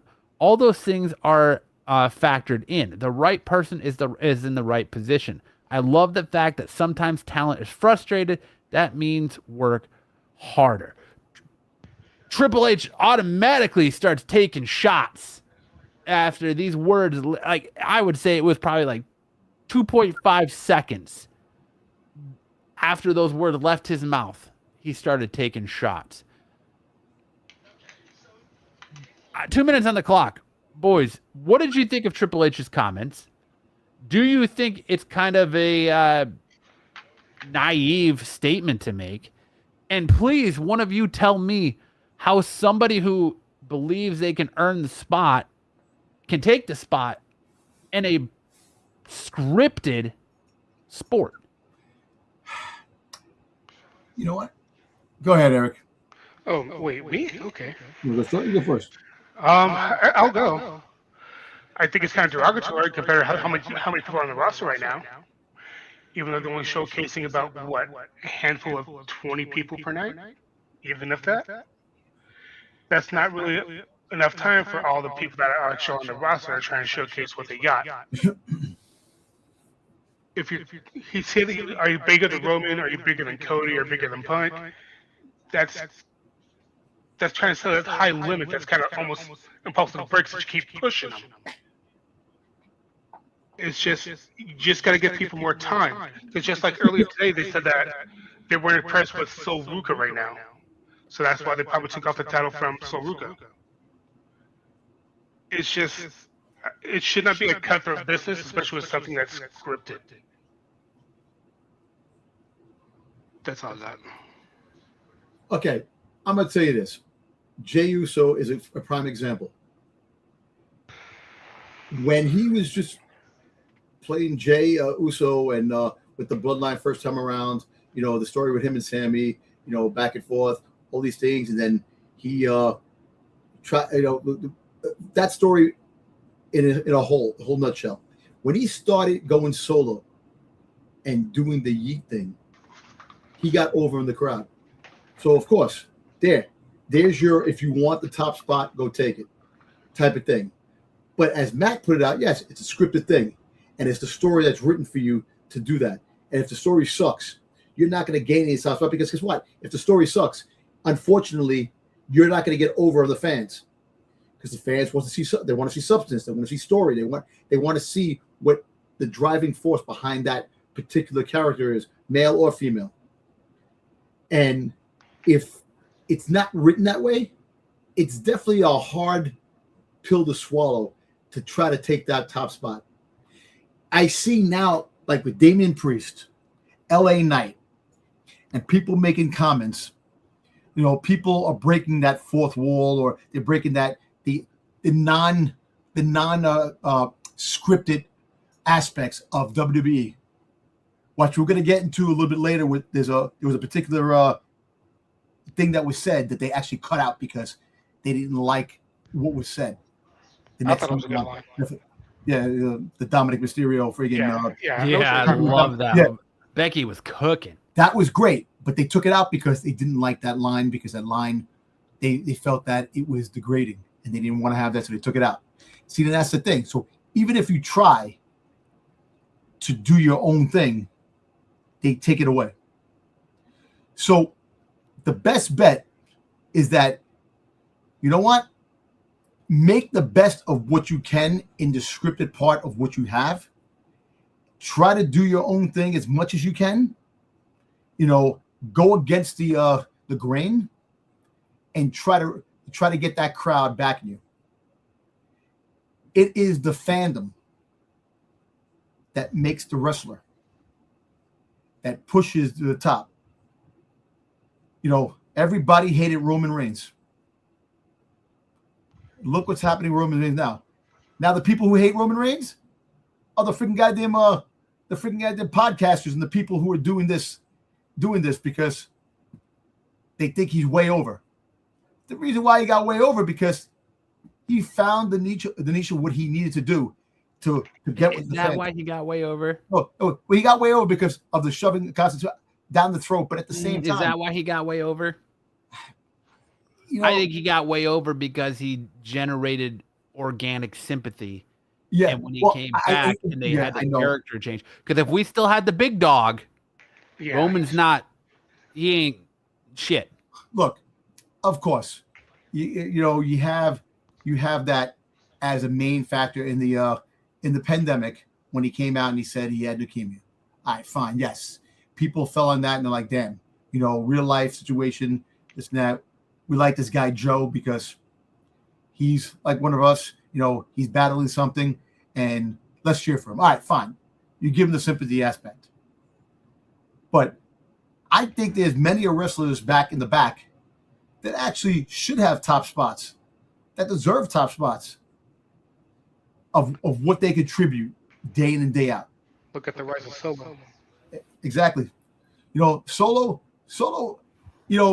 from someone that wasn't talking, that was just a background character in the first wave of the Bloodline, then going on his own and making the MFTs his own family. Even though people didn't like it, he still had a personality. He still was funny. He still had some funny moments as a heel. But now, because of the way the Bloodline's structured, the way things are, that you don't know if the Bloodline's heel, freaking face, or whatever, Solo now has the opportunity to rise to the occasion, to get back into that championship card. We need to change the name of this segment from Eric takes a minute and Dom takes 10. I'm sorry, man. It's just there's a lot to talk about. I'm sorry, man. It's just one of those things because it's just. You're fine. Continue. Go ahead. Nah, I'm sorry. I'll stop now. If you want me to stop, you can go. Go ahead. Make your point. No, I was just saying. Land your fucking plane, Dom. No, I was just saying the fact is that Triple H coming out with that, all the criticism, because people are getting pissed, and that's the shot. This, if you want the top spot, take it. That's not at the wrestlers. That's at the fans. Because the fans generate the popularity of a friggin' wrestler. So that's what he's trying to say. If you really put it in perspective, that's what he's aiming at. Well, let me fire back at that point you made here, because look, to me, this is a very arrogant and almost hypocritical statement to make, because I do remember a time in the early 90s where he was handed the keys to the kingdom when he wasn't necessarily ready. Yep. I remember that there was times where he was being pushed in the main event where he was making botches and he wasn't over and he wasn't necessarily ready to go. Yep. He gets thrown in there with the Click and all that, but how much do people really remember Triple H as part of that group? It's usually, when you think about it, it's Hogan, Hall, Nash. A lot of people don't remember. Just like a lot of people don't remember X-Pac was part of the NWO. Yeah, but wasn't Shawn Michaels wasn't Shawn Michaels part of the original? Remember the Click? Remember the original? Yeah, Shawn was there too. So it's kind of arrogant to say this, and a bad look, especially in the scripted sport, when you have people that are organically over, like Javon Chelsea Evans. Green, like LA Knight, like Matt Cardona, like, the list goes on and on. Damian Priest, Finn Balor. You can't go out there and take the top spot if you're not getting TV time. Exactly. So how can you go out there and perform if you're not even getting a chance? Look at Royce Keys. He was effectively told, we have nothing for you. And he was brought in, and just as he's starting to get something, they write him off TV. Look at Jordan Grace. Yep. Look at she was going for Natty. a championship against friggin' Jay Cargill. Yeah, and so how can somebody organically get over if you're not giving them TV time? And at the same time, how can somebody not take that top spot if you're not paying attention to the names that are being called? In Sol Ruka's defense, Sol Ruka's ready. She's 100% ready. I stand by the fact that when you watch Sol Ruka versus Bayley at Saturday Night Main Event, she owned that match. She was ready. Sol Ruka, it depends on your booking of her. If she has to slow down and match her style to her opponent, she makes mistakes. If you cause her to think, she makes mistakes. If she can just run on instinct and go, she's pretty damn near flawless. You saw it all throughout NXT. But Matt, that brings the picture. The house shows. The house shows were very important to have at that particular time, to have these fights so they get to know their opponent and the way they wrestle, so they can actually be on the same You're 100%. You are 100% correct. You are 100% correct on that. I just think that it's a very arrogant look, and I think that somebody said something to him back. I wouldn't be surprised if Nick Khan was like, dude, what are you doing? After he made these comments, because look what happened the next night. Chelsea Green wins the Women's World Championship or WWE Championship. What happens on Monday? LA Knight comes out, gets in a program with Roman Reigns. And we had that so wrong. We didn't think LA Knight was going to come out. We thought that somebody else was going to come out. LA Knight comes out, for an opportunity. And, it's going to be a big thing now with LA Knight and Roman Reigns for the next couple of weeks, going into probably Money in the Bank or SummerSlam. I'm excited by SmackDown tomorrow night, because SmackDown is got to be a massive show. Has to be. And I 100% feel that Netflix might even said something to him, because I know damn well after Raw last week and how bad those ratings were and what people were talking about, somebody from Netflix made a call to WWE and was like, look, boys, we can't do this anymore. You can't put out a product like that anymore. And I thought Raw this week was pretty good. Raw this week was very good. Yep. It just, to me, like, you in a sport that's scripted, you have the fan base already screaming, Cody Rhodes, we're tired of you, turn face. They don't want Cody up there. They're tired of Roman. They're tired of everyone just circling this sphere of WWE Championship. That's why I think in the men's, Kevin Owens was the only logical choice other than Finn Balor. And when they gave it to Sammy, when they gave the championship to Sammy, he don't generate money. But people were behind Sammy. That's the whole thing. If you really think about it, the crowd was behind Sammy with the belt, even though he kind of have heel intentions. But that's the thing. For these other wrestlers to come up and to get these top spots, you make it impossible, because you got the same 5 people rotating over and over and over again. You got to make new stars. King of the Ring is where stars are born. These freaking these fights, these gauntlet matches, these challenges, these championship matches to get to a certain point, have new people winning spots. When they had King of the Ring, you wanted to see certain things. You get freaking, Braun Breaker. Braun Breaker was supposed to get the top spot. He didn't get the top spot. Braun Breaker's another one. You watch the first 3 episodes of this new season of Unreal, and they're talking about this Braun Breaker push, and then he just disappears. And then all of a sudden on Monday night, after people have been asking for months, what the hell is going on with Braun Breaker? After Braun Breaker shows up disinterested on Raw a week ago, then all of a sudden, here he is having a stare down with Obafemi. Yeah. Now you want to push Braun Breaker. See, so I think you're right. I think they were talking to us. You got to start doing things better. And look, Braun Breaker was the face and was going to be the top dog. Yes. In WWE, he was going to be the face, the future face. And now Obafemi came. So now, guess what? How great can this be? Obafemi versus Braun Breaker. This could put Braun Breaker back on the top again. So these are the things that people did want, and they kept pushing it back.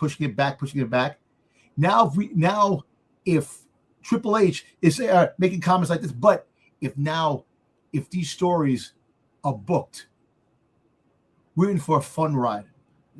Exactly. That was my point. Now is the time. You have your 2 biggest measuring sticks in the business as your world champion and your WWE champion.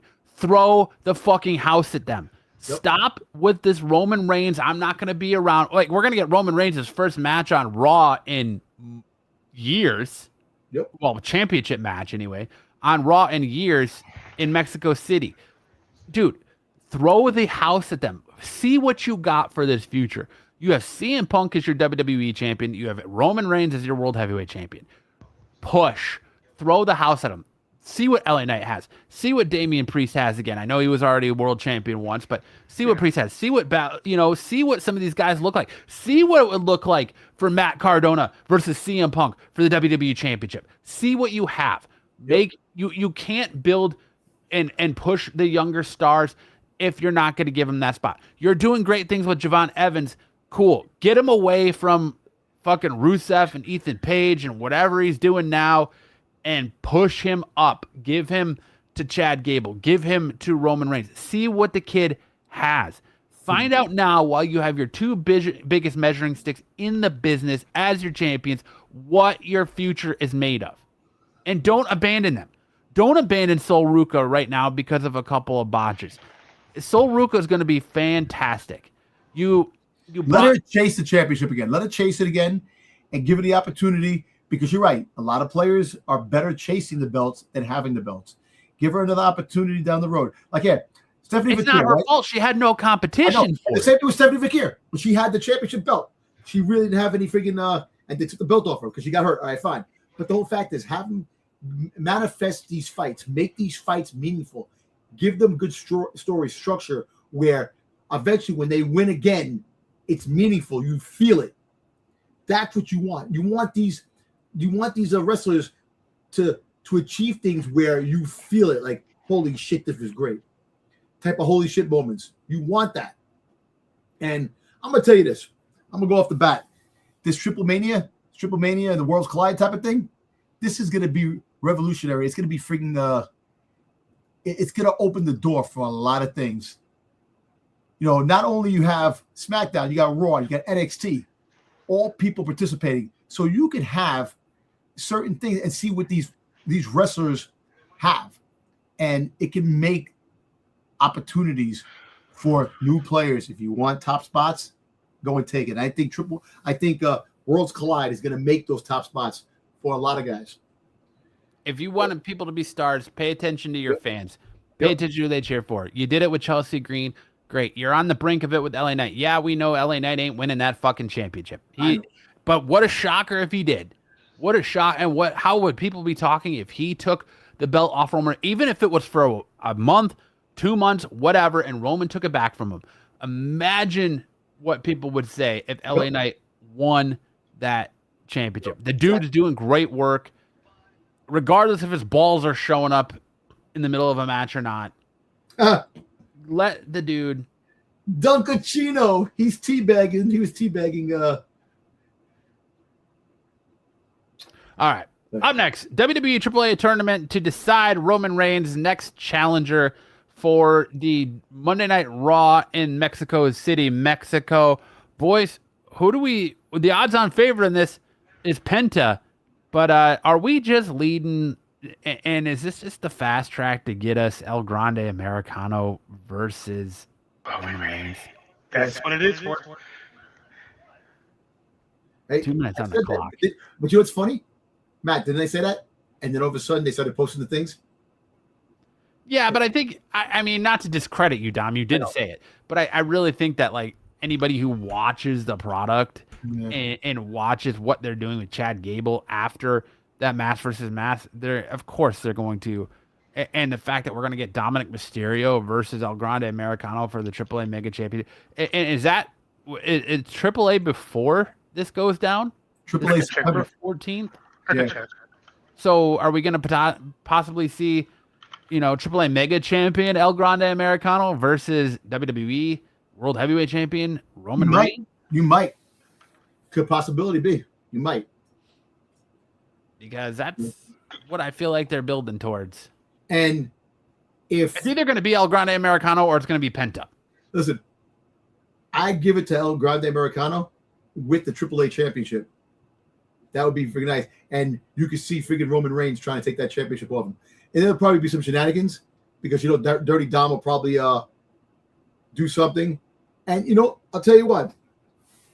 You could have a story. Like, if this story does transpire into Raw or SmackDown afterwards, you get Judgment Day helping Roman beat El Grande Americano and then Roman Reigns getting pissed off that he had help, and then going after the Judgment Day. Oh, there's only 2 players of Judgment Day, taking out JD and taking out Dom, but it could be a possible story. But that could be a good match, man. That could definitely be a good match. So, Triple Mania is on September 11th and 13th. All right, Worlds so Collide is on the 26th. Yeah, so okay, so you could have El Grande Americano take that belt off Dominic Mysterio at AAA because Dominic Mysterio is fighting both nights, right? Yep. So you have him take that belt off of Dominic, and then you turn around the next night on Raw, and you have El Grande Americano, AAA Mega Champion versus Roman Reigns. If it's me booking this, I'm giving it to Penta because I want to see what Penta has. El Grande Americano's got his thing going on AAA. That's great. He's huge over in Mexico. It makes sense. But Penta's huge in Mexico too. See what you got with Penta. See what you got as far as Penta carrying a WWE World Championship, and give us Penta versus Roman. Let's see what Penta's got. Does Penta have the right to be in that same ozone as and you know why? Roman Reigns? The match really goes off well, and Penta really shows some stuff that can freaking shoot Penta into the freaking stratosphere. If you really think about it, he's already over with the fans. They like him, but just imagine a marquee match with Roman Reigns can really take him ahead. How many wrestlers fought a champion and really, even though they lost, really got the momentum on their shoulders after that match and really pushed them to further bigger things? You got to give us something outside of Roman Reigns' comfort zone. I want to see somebody come in and go against Roman that forces him to have to do more than just his 5 moves of doom. Yeah. Give us something new. Give us something new out of your playbook that you've been holding in your arsenal that you don't really use. I don't know. Eric, what do you think about all this? With the whole Triple Mania thing or the whole Worlds Collide thing? All of it. All of it. So I hope I know who's in the tournament starting next week, like the whole bracket. But preferably, I know you want Penta, but I prefer Rey Fenix. Because I think Rey Fenix has more athleticism. It would take Roman Reigns to catch up to his speed, so to speak. I hope it is a great tournament. Well, so this tournament's going to be done before Worlds Collide. Just keep that in mind because the winner fights Roman Reigns on Monday Night Raw in Mexico City on September 14th. And I think the finals might happen at the Triple Mania on the 13th. I'm excited to do something like this to combine all brands. All guys is I'm just looking forward to it. That's it. The only thing is it says it's luchador. So are we gonna have, like Dom sent the meme about LA Knight putting on a luchador mask and wrestling as a luchador? Do we have Sami Zayn come back as El Generico for a night? Do we have Cody Rhodes show up in a luchador mask? I mean, if they could bring back El Generico, that'd be great. But I think the whole trying to bring back the whole Grande Americano type gimmick, it's just done and over with. Because that'll be kind of he's over. We're talking about freaking LA? No, I'm talking about El Grande Americano. Oh, I mean, yeah. Which is like I said, I saw the dirt sheets showing that he's favored to win, but I'm just not sure how they're gonna present it. That's it. Well, I think it's funny that people are already running with the narrative of Cody Rhodes putting on a luchador mask and getting into this match. But sign me up. I'm excited for it. I just hope there's more to it than just a glorified way to get us Roman Reigns versus El Grande Americano. Yep. All right. Up next, we have Kairi Sane finally breaking her silence about her WWE release. She's saying that she was blindsided by her WWE release, and she really felt like she was in for massive storyline.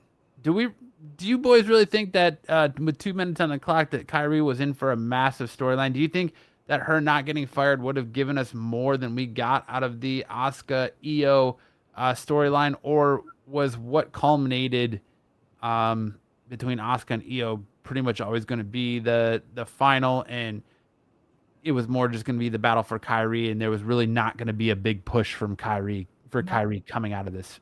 I actually think there was going to be a push. I think her and Io were definitely going to be something, and they'll probably go to tag team champions. I think what was going to happen. I think that she was going to break away from Asuka, and Asuka was going to be the odd woman out because of finally Kairi. She finally took the chance and left, and then to build the storyline with her and Io as tag team champion. The fight for the championship, the tag teams. And I think that story would have propelled, and later on you would have had Asuka teaming up with somebody down the road, and I think the whole thing with Asuka too, her leaving and her, not retiring, but taking time off, it had something to do with this going on too. And I know she had her personal problems, but I think definitely they would have been a bigger push for her, maybe even a championship, Intercontinental Championship, a U.S. Championship push for her, and that could have been. I would also agree that it could come into a more longer storyline with Kairi, Io, Asuka, maybe even Julia. Yep. Because once, let's say, Io takes Kairi, then Asuka can recruit Julia to be her protege as well. Then that'll be a culminating of the two, which could be for the Women's Tag Team Championships. I mean, I agree. Like with these type of layouts, everybody was blindsided by it, even us. And she was getting pushed hard during the storyline. It just sucks that it came to that. See, I don't think she was really getting pushed. I think the storyline was revolving around her, and she was the centerpiece of the storyline. But I think there's a big difference between, and people miss that, there's a big difference between being the center point of that story and actually getting that big push. She did win a couple matches, though. I think they should have moved. I think they should have moved her to a singles competitor, even maybe back down to NXT if they wanted to, versus releasing her. I don't know that there was really much left on that bone for her and Asuka or her and Io. I don't want to see her going from tagging with Asuka to turn around and tagging with Io and tagging with Julia. I don't know why they have this need to put these Japanese wrestlers together. Why they can't, because when they brought the Kabuki Warriors back, it was just like, oh, this is kind of like a one-off thing for a couple months. It wasn't supposed to last as long as it did. So I don't know why they couldn't just let them go on their own and be individuals and solo competitors. I think she would have done great things in the women's mid card, whether it's the women's Intercontinental Championship or women's United States Championship, and then like that. Like I think Julia would too. I don't know. I feel like them keeping the Kabuki Warriors around for as long as they did really ended up hurting Kairi, and then nothing came out of that storyline. Io, honestly, is the one that's coming out of all this with the best, because Asuka's at home, Kairi's at home, and Io's still employed. They're still getting championship matches. Yep. So I don't know. I don't know if I necessarily agree with Kairi that there was going to be a big push for her coming out of that storyline. So, all right. We talked about it a little bit.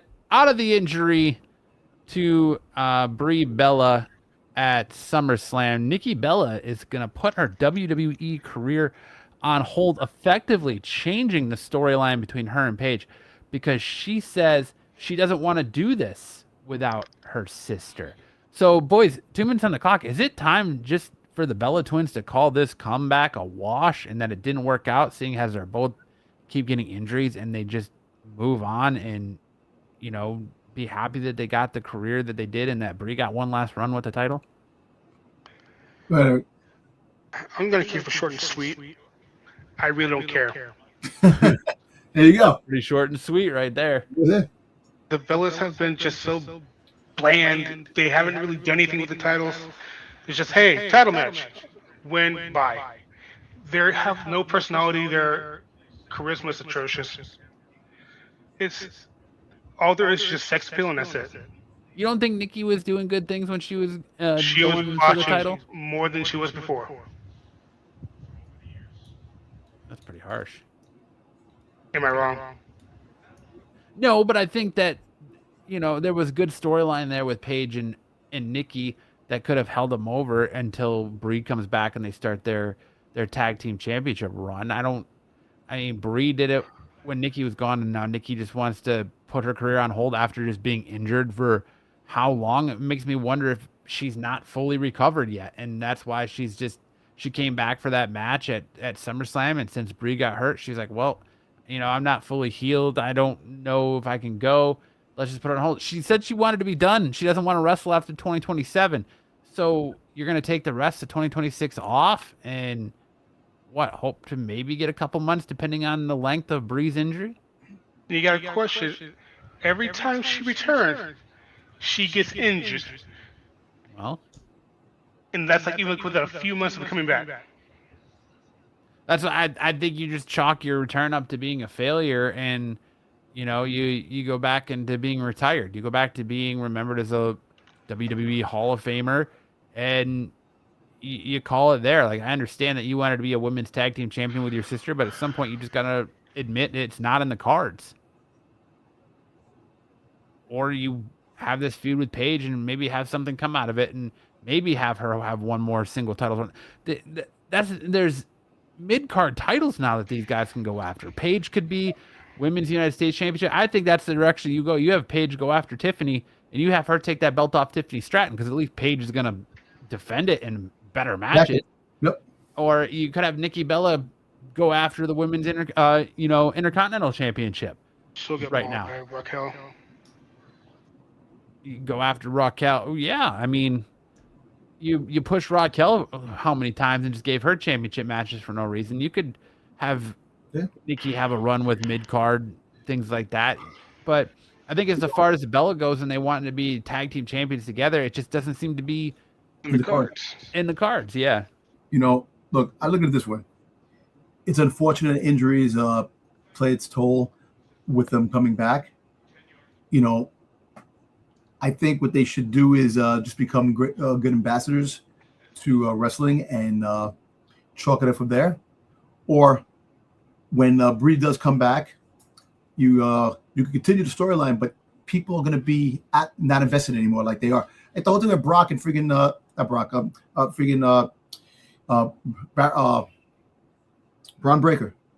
Braun Breaker and Seth Rollins, because of injuries. The excitement for that feud fizzled out in a heartbeat because he was injured.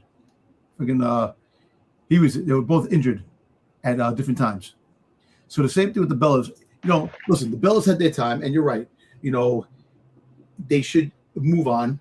I don't think they should retire. I think move on and do something different. Like you said, go after the mid-card. Yeah, your sister's got a busted scapula. Like, she's going to be out. She's going to be out for what? Probably 6 months. Yeah, and the recovery time after you do it after 6 months, the rehabilitation is going to take a long time. Maybe 6 weeks. It is a broken bone, so maybe 6 weeks. But that's even after if it heals, because sometimes those shoulders injuries never heal correctly. Right way, exactly. So you have to. And then the time it gets you back into being in ring shape. Yep. And all that. Nikki could go on and pad your stats, man.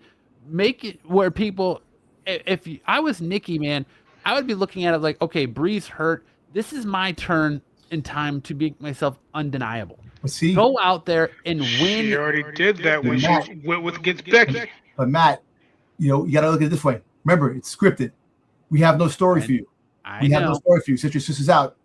But she has enough pull, I think, to politic to make herself undeniable, where she could go out there and win the women's Intercontinental Championship, win the women's, United States Championship, and at least go down as a Grand Slam champion. Yeah, she could, but have the icing on the cake, have it be to get the Grand Slam champion, have her win the women's tag team champions with her sister and make it that icing on the cake. A lot of this has to come with the fact when she got hurt. I think when she got hurt, it kind of took the steam out of her comeback. Like she was like second thoughts about the comeback, and then seeing her sister get hurt, like, you know what, this might not be in the cards. I'll see where I'm at, career on hold until she gets better. If she doesn't come back, and I think that's it.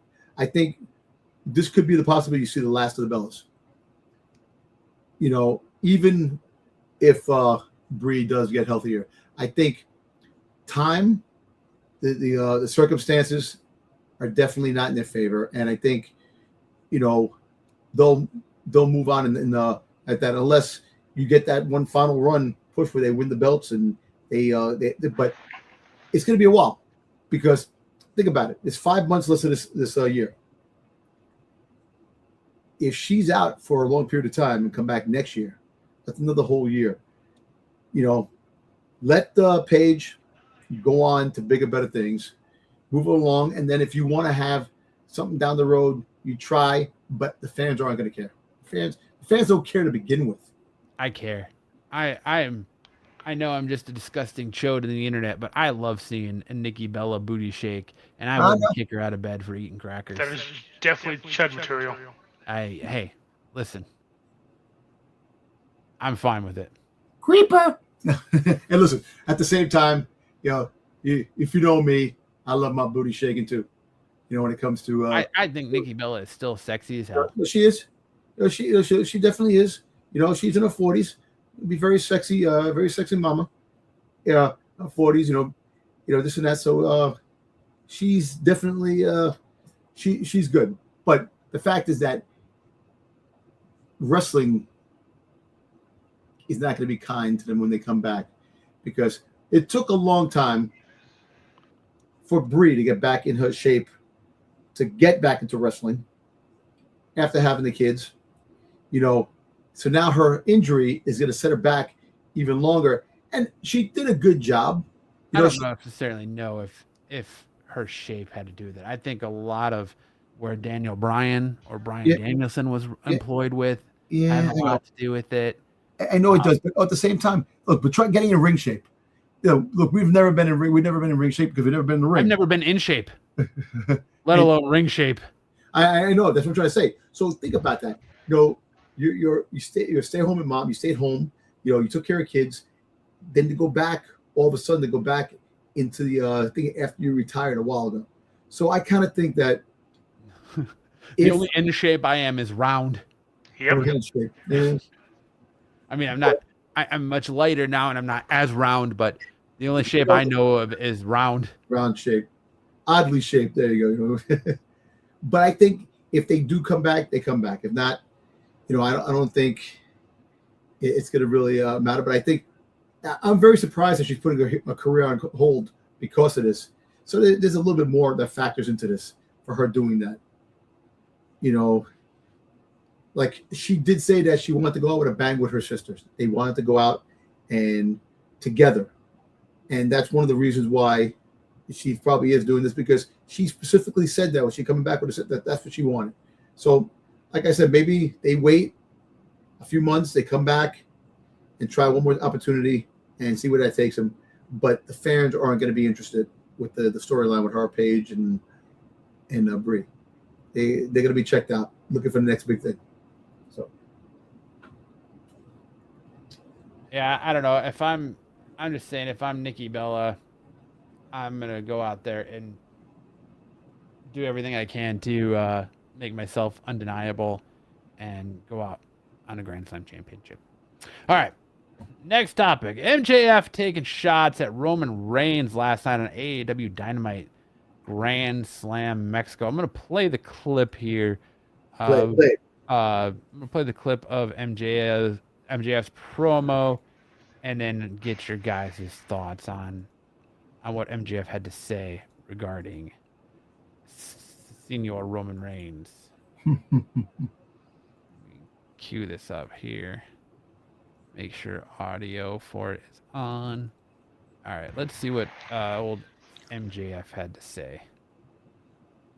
The only championship that should be recognized is the Triple B, and the only champ that should be recognized is me. And after August 30th at All In with that fake main event, I don't give a damn if the winner's a Best Bout Machine or an aerial assassin, because I am going to remind the world, whether you like it or not, I am your one true champion. It is my... All right. So do you boys see that as him taking shots at Roman Reigns, or do you think that is more so him just taking shots at Kenny Omega and Will Ospreay? I actually think both. I just think it's a nothing burger for me, but go ahead, Dom. Sorry.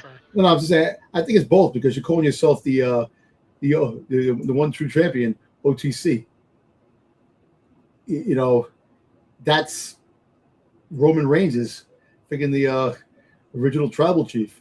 So kind of he's taking a shot at both. And one true champion too also. Yeah, to Kenny Omega, to Will Ospreay, but also to WWE. He is the one and only true champ out of the that is kind of little shades of taking a shot at WWE too as well. In there. I think so. I see the subtle jabs, but I think it's just, to me, like I said, it's just a nothing burger. He's just referencing Roman Reigns without saying it, by saying recognize instead of acknowledge. And yeah, one true champion instead of original tribal chief. Yeah, it's just, he's trying to be clever, but it's just kind of whatever. Yeah.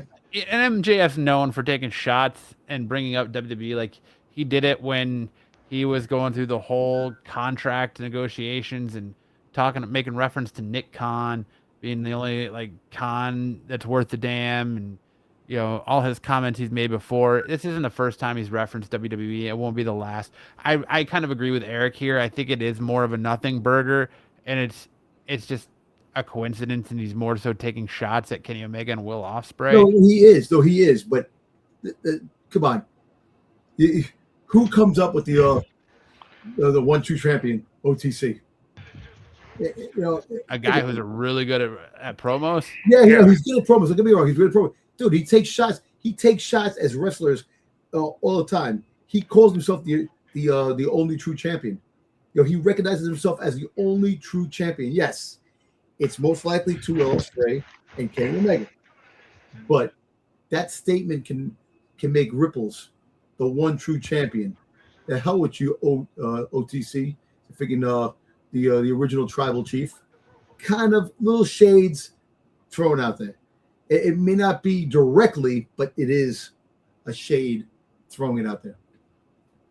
All right. Those are our top road takes. 2 minutes on the clock.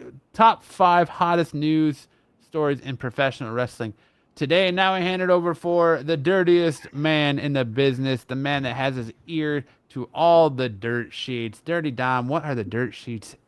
All right, actually, I got this week. I got 2 of them that just came in, not so long ago. So Nick Aldis' next match is expected to be in 2027. So we talked about that. So probably in WrestleMania or Royal Rumble.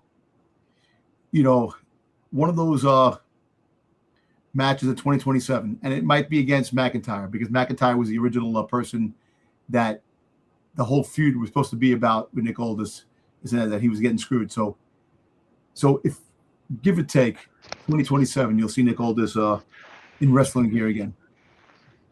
What do you think about that? I don't know how much I believe that, because you're asking a lot of WWE to try and book a match for 2027 when they can't even book a match for a week from now. But maybe they have plans. I mean, they said, listen, don't worry about it. You'll get another match probably next year. because he's going to stay the general manager. Yeah, I'm sure he will. I don't think he's going to do another match. No? No, I think the one with Gunther, since he is a career killer, that's going to be his last match. Okay. Hey, listen, I still think that he's going to have that feud with McIntyre when he returns. Whenever he returns down the road. So, all right. So this came into, it's part wrestling, but also has something to do with football. So, friggin' Steiner's son, Brock, who got picked by the Saints, he's suspended for his first 6 games of the season. PEDs. Okay, I figured. Yeah. So, but there's something funny That about doesn't surprise me considering the family he comes from. Right. What made me laugh, there's one person that actually made a comment on this thing, which was really funny. He goes, if you're using Steiner mat, 6 game suspension means misses 33 and 1/3% of the season. He just came out and says, if you're using Steiner mat, which is kind of funny, but it is actually you can do it. Technically it is. But yeah, so suspended. Hey, listen, and exactly his background, the family he comes from. That that stinks. But rest assured, his football career is not going to work out. He's going to wind up being the WWE ASAP. Whenever they get the chance. We got an update. Rhea Ripley's injury. They're saying expected to be medically cleared within 2 to 3 months. So late September, early October. Just in time for the maybe time for Survivor Series. Because Money in the Bank is October 17th. Well, there's conflicting stories though, but they're saying that because she had surgery, this other person saying because she had surgery, it requires 5 to 9 months of rehabilitation before an athlete can be cleared for full contact. So that would push her to early 2027 with the ranging from February through May of next year. So yeah, you got to take that belt off of her and just make Chelsea your champion. Huh. Yeah, so we'll see what happens with that. All right, there's another announcement that came. So Becky Lynch and Finn Balor will make a massive announcement tomorrow. So people are speculating they're going to get Clash in Dublin or something to do with Ireland. We're going to be getting a big PLE in Ireland.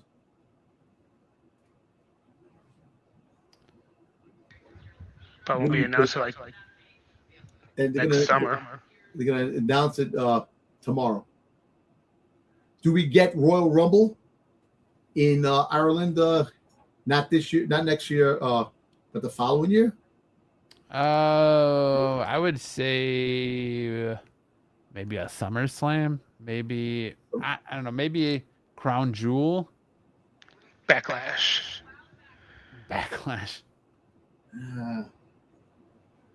Money in the Bank? Ireland? Maybe. I think it's definitely going to be a PLE in Ireland. All right, we're getting Royal Rumble in our backyard, Eric. I know. I'm happy about you guys, man. You better go. And it's going to be for one night. We have to worry about 2 nights. Yeah, the 2 nights. That's another thing I had at the 2 nights. So it was going to be Royal Rumble's going 2 nights, which kind of sucks. I don't think it's going to be this one. It might be the one after. It's not this year. It'll be next year. Next year is going to 2 nights. This is the last year of it's going to be so 2 nights. So you get the men's 1 night and the women the next night. Or you're going to have 2 Royal Rumbles. We have 2 champions on both brands if they do separate the brands again. No, I think it would be a men's 1 night, women's the next type scenario. Okay. All right. So there's a lot of sources out there indicating that there is definitely backstage heat with CM Punk and Triple H. This is new backstage heat, and it's due to the fact that they were moved and not being the main event of SummerSlam day 1, that they were the second match at the end. and the frustrations were shown and was shown in the press conference and stuff like that. So, would you think? I know CM Punk is very vocal when it comes to things, and I could see CM Punk definitely being upset with the fact that a match between him and Cody should have been the main event. So, what do you guys take on that? He got the longest match on the card. Well, he got the. Oh, no, I think Roman and Seth was longer. No, it's Roman and Seth. No, I'm in day one. Oh, but yeah. Oh, yeah. Yeah. I don't think there's any backstage heat on it because CM Punk said, no matter where I am on the card, I'm the main event. And a lot of the talk backstage said that they had to move in order to do the spot where Brock rips the canvas up and exposes the boards and all. They had to make that the last match of the night for that spot alone. So that's why they moved it. Okay.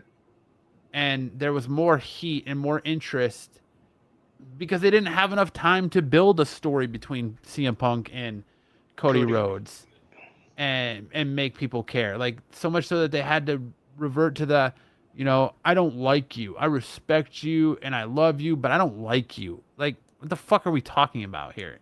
So they didn't have enough time to build a proper story, build a proper feud. So, yeah, I mean, why not main event with the match that everyone was looking forward to and just shit on everyone's hope and dreams the way they did? Like, I think they executed it perfectly. True. Definitely. I don't think there's any heat between Triple H and Punk regarding that. Well, listen, let me tell you something. Hell froze over when Punk came back. That whole thing got thrown out the window. But I think Punk is really just there for the ride now, and like, I think there's not a whole lot that he's going to get upset about booking wise, and I think they talk to him and he understands it. Maybe as short of them being like, okay, Vince is coming back.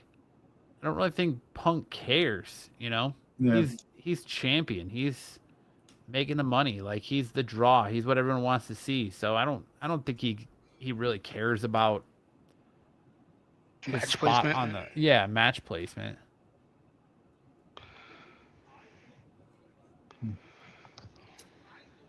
That's just my 2 cents on it. All right. We'll see what happens down the road, with that. All right, so another story. Apparently, Carmelo Hayes is definitely not a priority for the WWE and not one of the current favorites in the company. Well, is that really newsworthy? I think we all fucking knew that. The fact is, it says, however, it's noted that there is no outstanding reason why Hayes was left over SummerSlam card and U.S. Championship match with Trick Williams and Baron Corbin, and that he does not have any heat with the company. They just don't like. I don't know why they don't like him. I think he's charismatic. I think he has he's a good wrestler. I think he has a lot going for him. I just don't understand what the company's expecting and the company wants. Ship him back down to NXT. Yep, I would like all these guys that are not on TV. NXT, build NXT up again, have them go down there to wrestle, and when they come up, you can repackage them and try to see what happens after that. It's working well, Grayson Waller right now. Send them to AAA. There's spots that you can use them, and that's not really newsworthy. It's not like they're hiding it. It took them forever to push him when he was called up. He only got pushed when they were doing the Intercontinental Championship Open Challenge. United States Championship Open Challenge. Well, they did their matches with Andrade. Yeah, you have your built-in feud there with Trick Williams that you can revisit, and they don't want to pull the trigger on that. They didn't want to put him in. It's not surprising. I don't know why. Maybe he's just not getting over. Maybe they just feel like he's carbon copy of other superstars. LA Knight, carbon copy of the Rock and Stone Cold. Well, I mean, LA fucking Knight is. Yeah. Yeah. But you know what? Listen, I think he should get more love, man. I think he should be more part of the initial picture of the mid card, or give him a tag team championship. You'll have him and freaking Trick become tag team champion. I know you're pushing Trick to the bigger, better things, but I think you don't push him too fast to freaking get the lackluster. He already lost the lackluster of turning face. Kind of he was good as a heel, and the way he was going about the fans and that, and you pushed him too quick to change his course of who he was. And Carmelo Hayes didn't use him, but then he was outstanding when he had that U.S. Championship and he had the open challenge with it. So hopefully in the future they'll find a place for him and Dragunov and freaking Jordan Grace, because it's unfortunate. They're damn good wrestlers and they're definitely exciting to watch. Sadly, I feel like we might be getting some more future endeavors coming, and I wouldn't be surprised if Ilya is one of them, Jordan Grace is one of them, Yep. Carmelo Hayes is one of them. Yeah, Dragunov. I said Ilya. Yeah, Ilya. Yeah. All right. Did you just call him Emilio? No. I said Emilio Dragunov. I said Emilio. Emilio. All right, go ahead, Dom. All right. So we talked about it a little bit before. So they said that Roman Reigns and Seth Rollins reportedly could be on the same side as Survivor Series War Games 2026. Growing speculation that the tribal chief and the visionary could put their differences aside against a common enemy inside War Games. Who is the common enemy? Well, LA Knight. LA Knight, freaking Solo. Well, I mean, they're going to need somebody new because Royce Keys is all but effectively shelved. I'm sure he'll be back by then. But Could be. But it feels like after his performance at SummerSlam and what they did to him on Raw, they're kind of lost faith in Royce Keys too. Yeah. It's unfortunate because Royce Keys pretty much getting his stride back, and so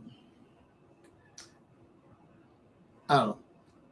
Well, we'll see what happens with that. Like I said, it's still weeks away, a couple of months away from Survivor Series, and things can change. We got some surprises that might be added to the card. We don't know what the deal is.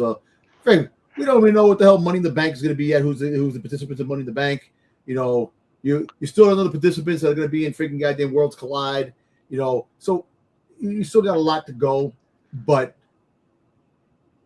like I said, you might get a new feud with Seth Rollins moving forward after War Games, and get him back in the card. The picture. Like I said, he'll probably take a little time off. Sadly, I can probably tell you who Seth Rollins' first feud will be now that I've been thinking about it. Oh, Big Ass. I mean, Big Cass. Maybe. I can see Big Cass coming out and interfering and attacking Seth Rollins. All right. So we talked about this before. WWE filed the trademark Vice City. Yep. So the speculation is that Lola Vice is definitely might be coming to the main roster. Maybe they're just really big GTA fans. What happened? Said maybe WWE is just really big GTA fans.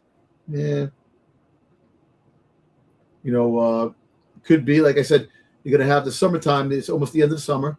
And they said that they're going to have more call-ups. So they're going to go through the line of women because more women are going to probably come up than the men. Who do you bring up in the men? If nobody. Absolutely nobody yet. That men's division is still so fucking depleted in NXT. You're not doing shit with Mason Rook anymore. The most interesting thing you got going right now is Cruz Montana, fucking Grayson Waller, and Tony D'Angelo. Yeah.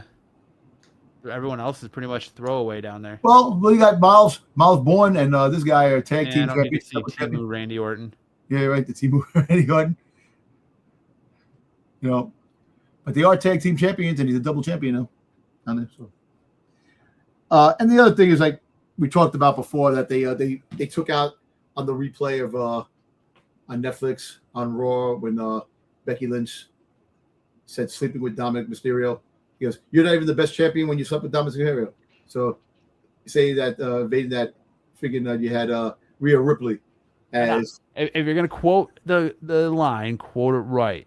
You're not even the greatest women's champion to have slept with Dominic Mysterio. Okay, there you go. All right, I'm sorry. You know what I was, I was getting at. But the whole fact is that for them to take that out, it kind of sucks. Oh, PG. I'm tired of the P. See, I think them being too. I know they got all these sponsors, but them being PG kind of holds them back from being even better than what they are. If you can make people cook with their promos and they say something out of the ordinary to in that freaking feud they're talking about, I think that should be, you should have more of that. I don't think you should be taking out what people say. I think that was one of the whole selling points about Raw going to Netflix is less censorship. Exactly. Speaking of which, they also blurred out the quote-unquote blood from Royce Keys. Yeah. Yeah, they've been doing that, and they did the blood with the week before. They had the blood. Who else had blood in their face that they took out? They made it black and white. Was it Braun Breaker again? Yeah. Yeah. So I don't know what their deal is, man. Netflix is a fucking cable company. Show something. People get frustrated. You're doing dumb things. Making things a little edgier. Bring back a freaking fraction of the Attitude Era. Freaking Triple H. I don't think you need to go Attitude Era. No, I'm just going out there. Bring a fraction of it. Give something. Freaking Triple H being part of the Attitude Era should have some creative fucking thought on how certain episodes should go. That's the problem. I think we look at the Attitude Era with rose-colored glasses, and we think that it was like the greatest thing since sliced bread. But I know. Look, you go back. I actually watched segments from the Attitude Era. A lot of it's freaking funny. It's great. A lot of good things came out of the Attitude Era. It made you want to watch the next week and the week after, and knowing that you had freaking goddamn Sunday Night Heat, you had SmackDown where things continued, and you were freaking goddamn waiting to see what happened. The Ministry of Darkness, the Corporation, these things really made you want to watch wrestling, and that's the problem. Then when they had the halftime, the Super Bowl, where you hear The Rock fighting freaking goddamn Mick Foley at halftime, that was great. And that's the thing they're missing. They're missing that magic that they had back then. Look, you went to the Ruthless Aggression Era, and then with Cena, you went to the PG Era. Even in the PG Era with Cena, you still had some things that went on. You're not going to get, I'm in the middle of the ring with Lita and Edge. We're having sex tonight segment, and freaking goddamn the King saying puppies all the time, and freaking, you're not going to get that anymore. I understand that. He's a man. But at least have a little fraction, make things edgier to a point where like, oh shit, I got to see this. I want to see what transpires. They keep taking shit out. They keep neutering the dog every time. The dog keeps getting neutered. You leave the live sex show alone, right? Yeah, the live sex show, that was cinema. But what do you guys think, man? I don't know. I'm just getting tired because everybody thought it was going to be less censorship, but it's been more censorship than ever. And that's just where I think it's a TKO thing, so they can save their sponsorships from going on pretty much. Because that's what's getting the products on the ring and the LED boards and things like that. Well, think about it. The abuse, they freaking fight for the abuse of women. That's why they don't fight women anymore. Because they're women, they have a sponsorship for abused women. And that's the thing. You're not going to see. That's a silly point for Dom. I can't see these dudes beat up chicks anymore. Well, last night in freaking AEW, freaking Christian freaking punched that. Maria Shafir. Yeah. So, we're not going to see the likes of Penta versus freaking Io Sky, Penta versus Chelsea Green anymore in freaking Lucha Underground. But it's a show. It is a show. It's not real life. Look, if that's the case, every movie you're not going to have any type of stuff that's crazy in the movies because you're afraid of what people are going to think. It's a friggin' show, man. Stop this shit. Just put it out there and have fun with it. Make things happen. You're playing it safe with every friggin' thing, and that's why it's boring. That's why people are complaining. That's why you're not getting the viewership. You're getting more thumbs down than thumbs up. Or are they tactfully trying to get you to tune in to the live product? Because then that way, if you're watching it live, you're not missing something. You run the risk of missing out on something if you watch the replay. So I think it's more so, yes, to censor for kids and the audiences, but I think it's also to drive the live viewer. They want that live number. They don't give a shit about your rewatch. They want that live number. And so if you're tuning into Monday Night Raw every week because you might miss something that's going to be edited out later. That can be true. But I totally think it's the other way around. They're just freaking doing what they want to do because they don't want to do sponsorships. I'm talking about right now. Ain't nobody booing Oba. So if you put anybody up against Oba right now, he's too hot. So they'll boo Braun. But they're gonna react to Braun. They're gonna. Is that you, Matt? They're gonna do everything. What? Yes, Matt. Matt, is that you? Listening to something? I'm not listening to anything. I heard something like talking in the background. Oh no, I'm not listening to anything. I don't know what it was. I'm listening to you preach on about the Attitude Era again. Yeah, I'm sorry. Not enough TNA and wrestling anymore. Not enough tits and ass. Not enough beating women. I want to see more Road Dogg punching China in the face. Mud matches. I want to see Braun bikini matches. I want to see shit like that. I want to see. I want to see freaking Trish Stratus, freaking degraded, freaking going on her knees. Don't say that. I want to see. I just kidding. No, I know, but I'm just saying. The whole fact is that they have to do a little bit. The views and opinions of Dirty Dom are those of his own and do not reflect the rest of the panel on off the mat. No. Listen, just kidding with that. But the whole fact is that you want to at least make a PG-13 friggin' segment. You know, have that PG-13, make it edgy. That type of have a little fun with it. You're just playing it safe, and it's like it does get boring. Zaggy says, just turn to Pornhub. Yes, that's what I'm trying to say, Zaggy. No, but I'm just trying to. You want to make things edgier. I mean, you're almost there. You got LA Knight's testicle and SummerSlam. Like you're almost there. I want to see that shit himself. Yeah, I don't want to. Yo, listen, freaking CM Punk was playing a story, freaking two girls in a cup, type of thing. Come on, man. There you go. But okay, you got Raquel's thong. Oh, that's awesome. You were almost there. You were almost. Hey, you have all those wardrobe malfunctions. Tiffany Stratton, freaking Jay Cargill. Tiffany Stratton's got them fucking bad boys so strapped in that they're popping under pressure. I know. But all kidding aside, I think the product needs a little adrenaline to really get it going. And I don't think it needs nudity or. No, I'm just saying, stop taking out segments. Stop, like somebody says something, stop taking out those words. Stop blurring out the blood. Just show it. Watch it live, and then we don't. If you watch the product live, then this isn't a conversation worth having. I know. Yeah. But it is a topic. People bring it up. It's like censoring the people in the stands by manufacturing fake cheers, by taking out people saying that they missed somebody. Those are the things that are annoying. Those are the things that, what the hell are you doing?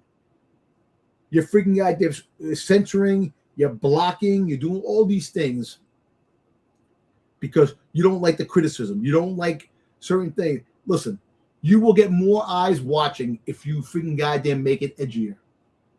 Plain and simple. I don't think it has to be edgy. Have good stories. Get people invested. No, good stories, but have things where people want to tune in. And that's why I bring back the Attitude Era. They had good stories. They had direction. They utilized the players that they had in the back, no matter what it was. We say the same shit every week. I'm sorry, but until they start watching this show and they really understand that Dom Tober knows what he's talking about. There's going to be like Dom Tober's a pervert. I'm not a pervert, man. I'm just a fucking observant guy. Dom Tober is a pervert that just wants to see TNA and wrestling and mud. He came so far, he wants to bring us back. Yeah. Hey, Dom Tober wants nothing more than to see Mae Young brought back from the grave and deliver another hand. Mm-hmm. That's what Dom wants. Remember the angles of, like I said, we look at the Attitude Era through rose-colored glasses, but remember what else we got in the Attitude Era? We got, the hand. yeah, sexual chocolate. Yep, you got Val Venus getting his pee-pee chopped off. that was funny, but By that's Kai and Tai. funny. And then somehow he's in a fucking The tag team match with John Wayne Bobbitt. And JR, the King and JR made those segments fun. They did, yes. Especially the King with him, puppies, and all those things, the way he used to react. Those things made it. To be honest, that shit kind of got annoying real quick for me. Yeah, it just was. All of a sudden, we're in a time where we celebrate women, not degrade women.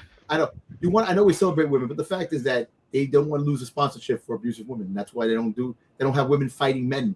That's why if they have a mixed gender match, you have to tag the woman in for the woman to fight each other, not the man fight.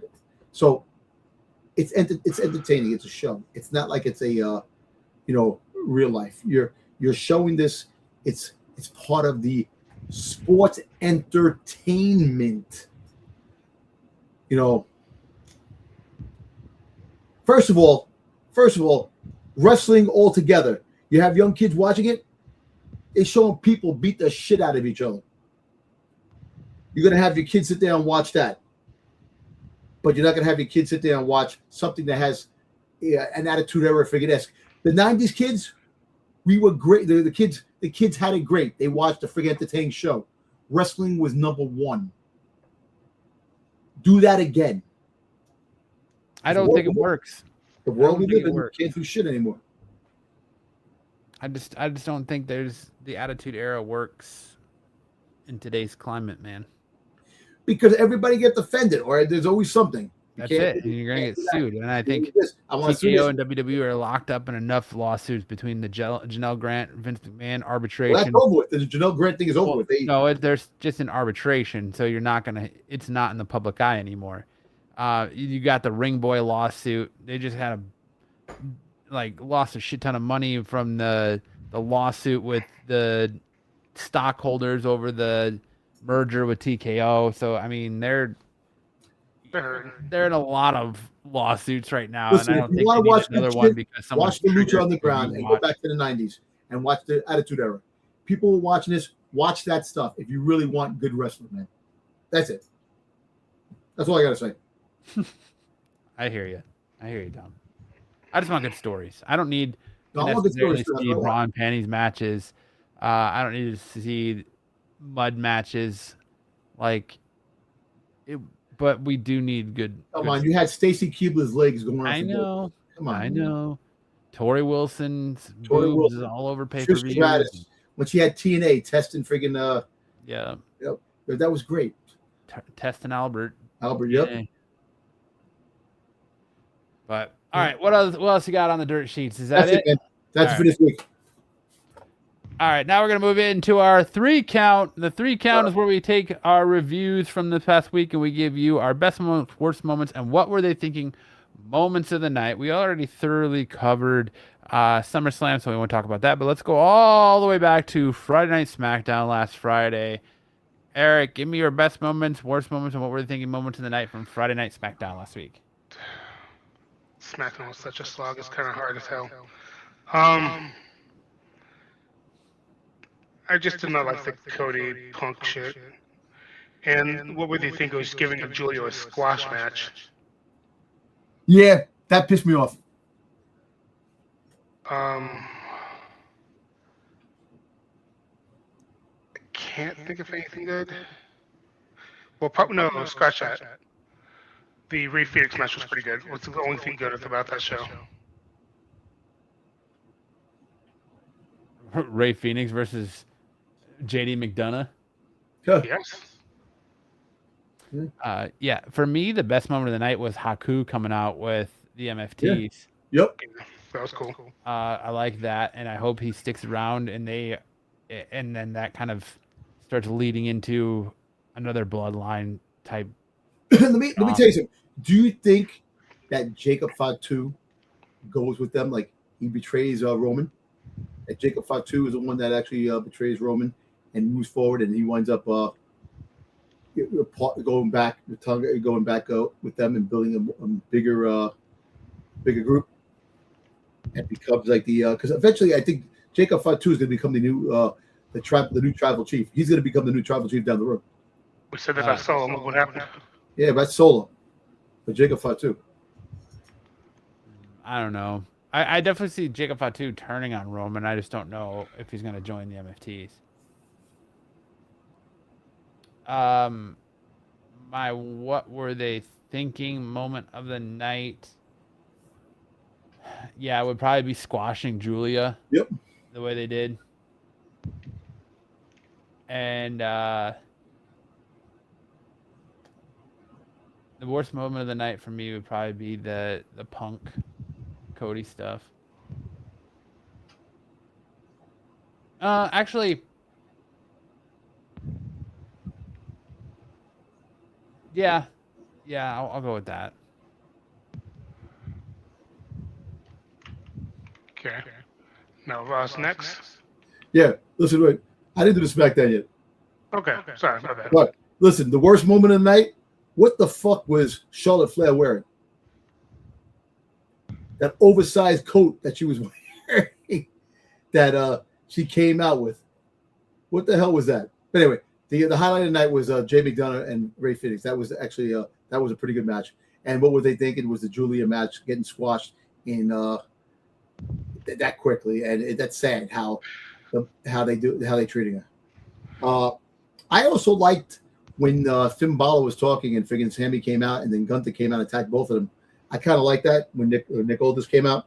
Yeah, I like that that type of thing. But other than that, it was an okay show. You know, you had the Cody Rhodes and CM Punk face to face, and they brawled out throughout the entire thing. But Haku coming out and becoming the new manager of the Tongans.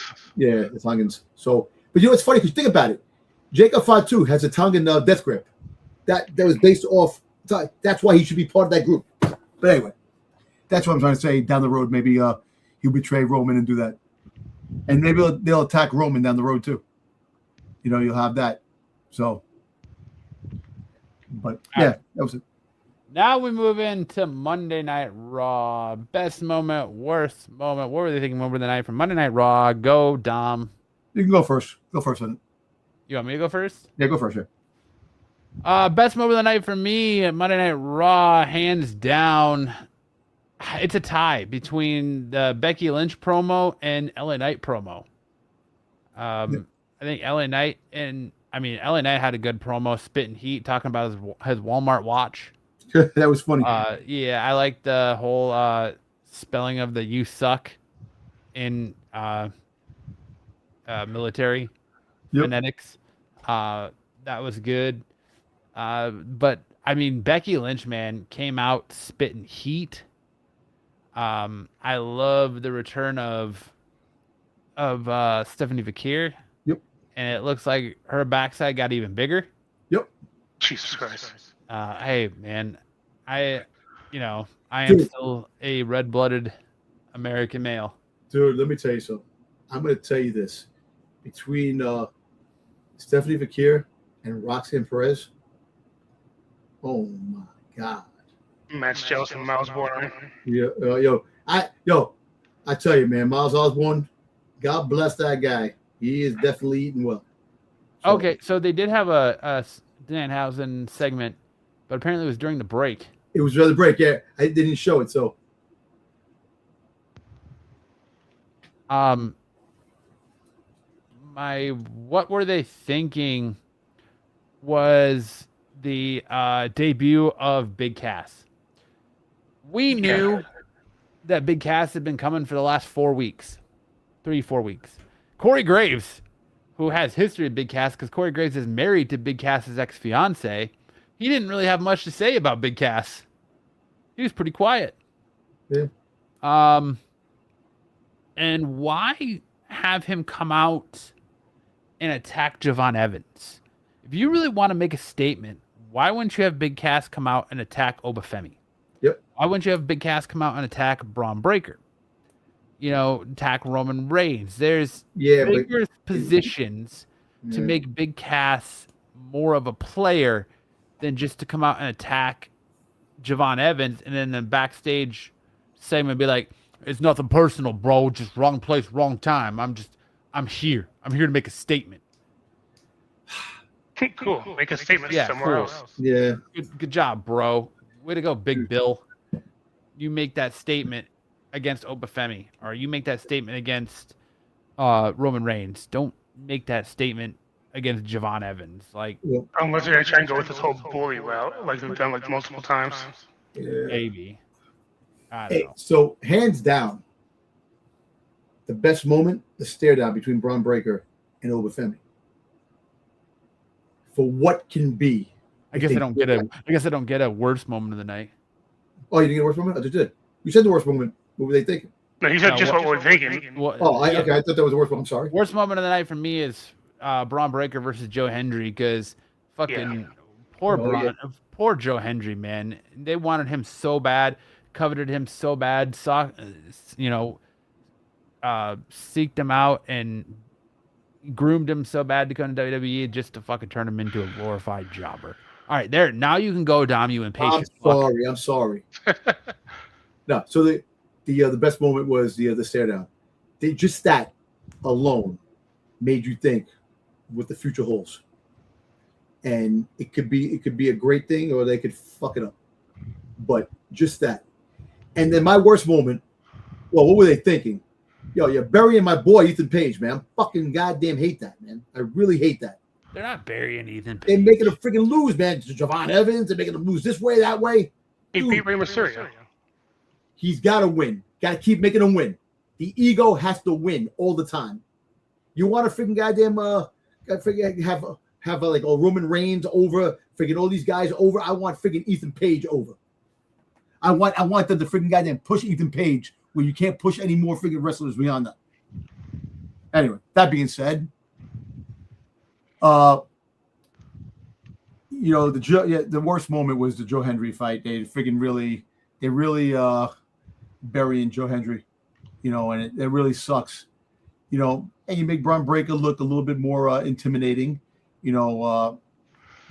please, Braun Breaker, spear Maxine and Austin Theory, please.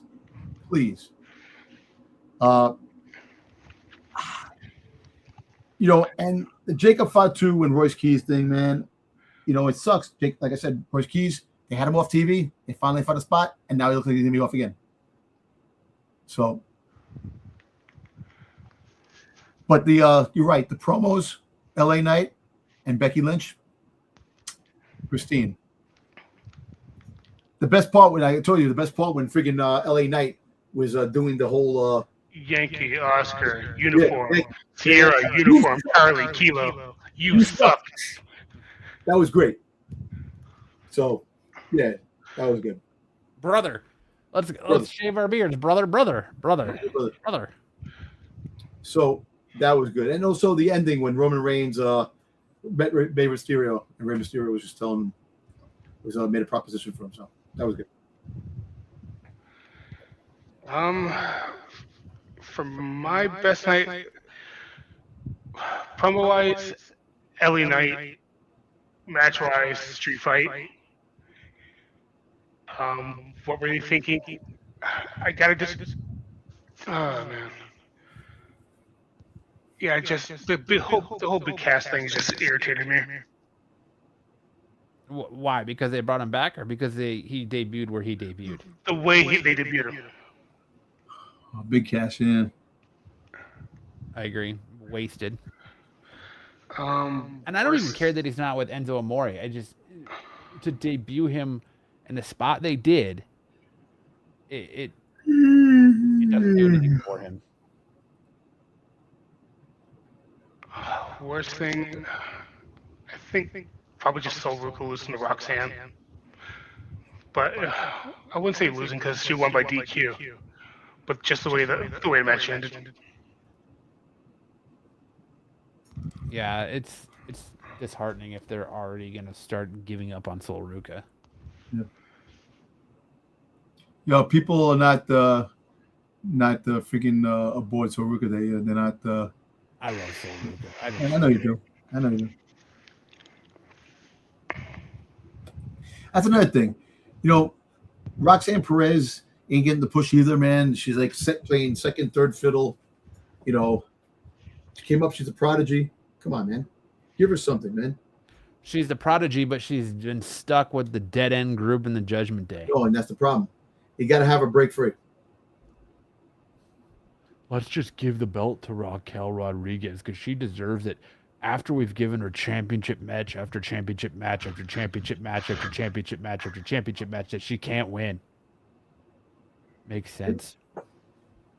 Fucking terrible chat GPT ass fucking creative. Anyways, are you good? Are you done, Eric? Yeah, I'm good. All right, NXT. Best moment, worst moment. What were they thinking? Moment of the night. NXT. Eric, go. I did like the underground match, but I also like Born in Heights winning the tag team championships away from The Vanity Project. Vanity Project. Yeah. What were they thinking? It just I don't know. Just had the whole back promo with keep forgetting them. Dark State. Just kind of a wasted segment in the back. Dork State. And what were they thinking?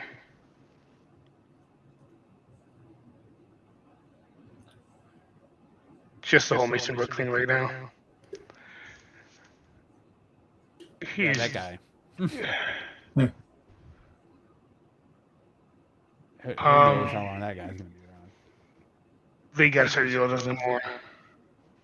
Instead of just using him to fight Hendricks over and over again.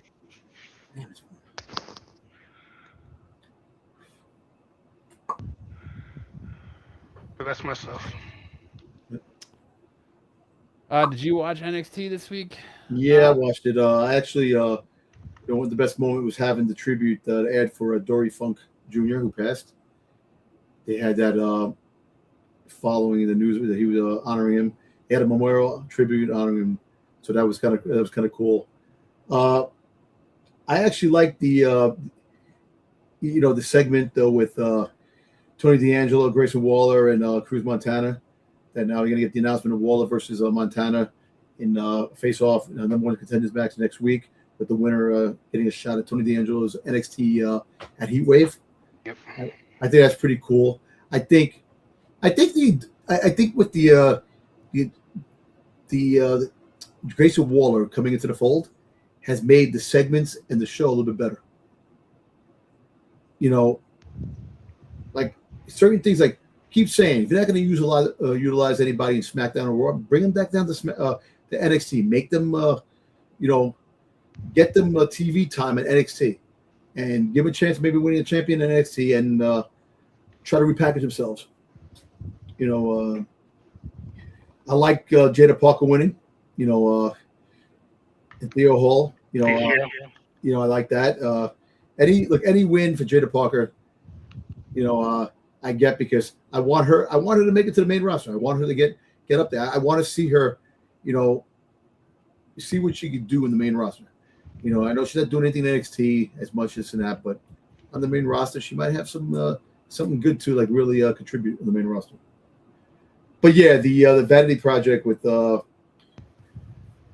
Miles, this and that, then win the tag team champions and becoming a double champion. That's pretty cool, and Lola Vice, like I said, she kept the belt, and, so No, she didn't. She dropped the belt. I mean, she dropped the belt. I'm saying Lola Vice, Kendall Gray, kept the belt. Yeah, she kept the belt. So that's pretty good. And the Lola Vice is probably going to be making it to the main roster pretty soon. So we'll see what happens to that. But not a bad show. Yeah, I did like the Lola Vice match. That was probably my favorite match of the night. I'm going to disagree with you guys. I think my worst moment of the night was the Grayson Waller and Cruz Montana promo. Really?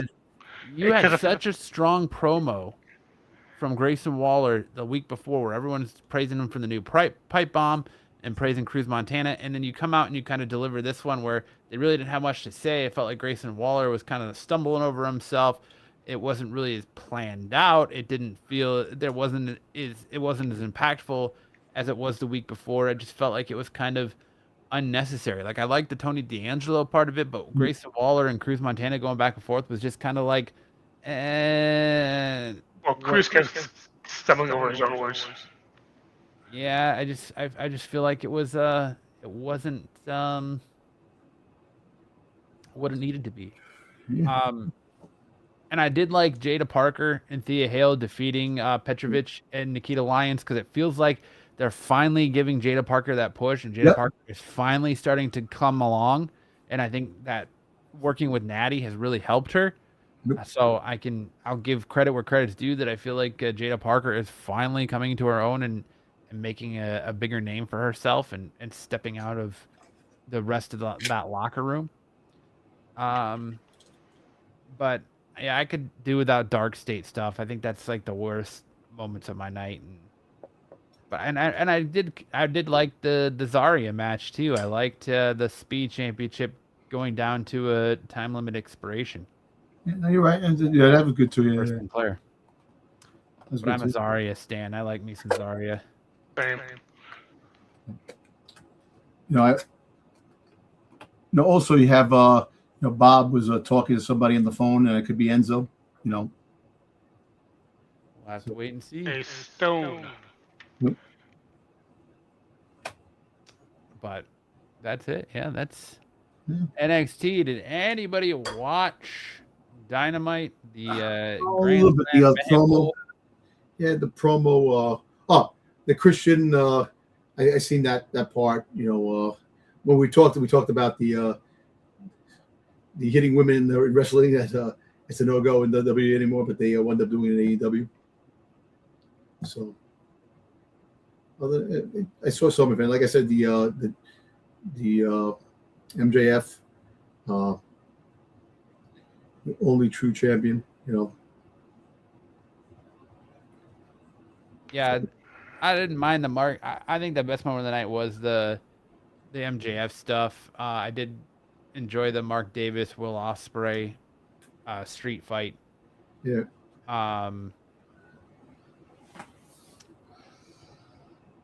Of course, the Christian Cage stuff. I'm kind of confused on why, like, Andrade celebrate. What were they thinking moment of the night? I think for me, it was like, why are they celebrating Andrade winning a contenders match for the #1 spot in a battle royale or gauntlet match in the casino gauntlet match? Like, why would you want that #1 spot? And worst moment of the night is Mercedes Moné losing and then deciding to just black out her social media like a crybaby.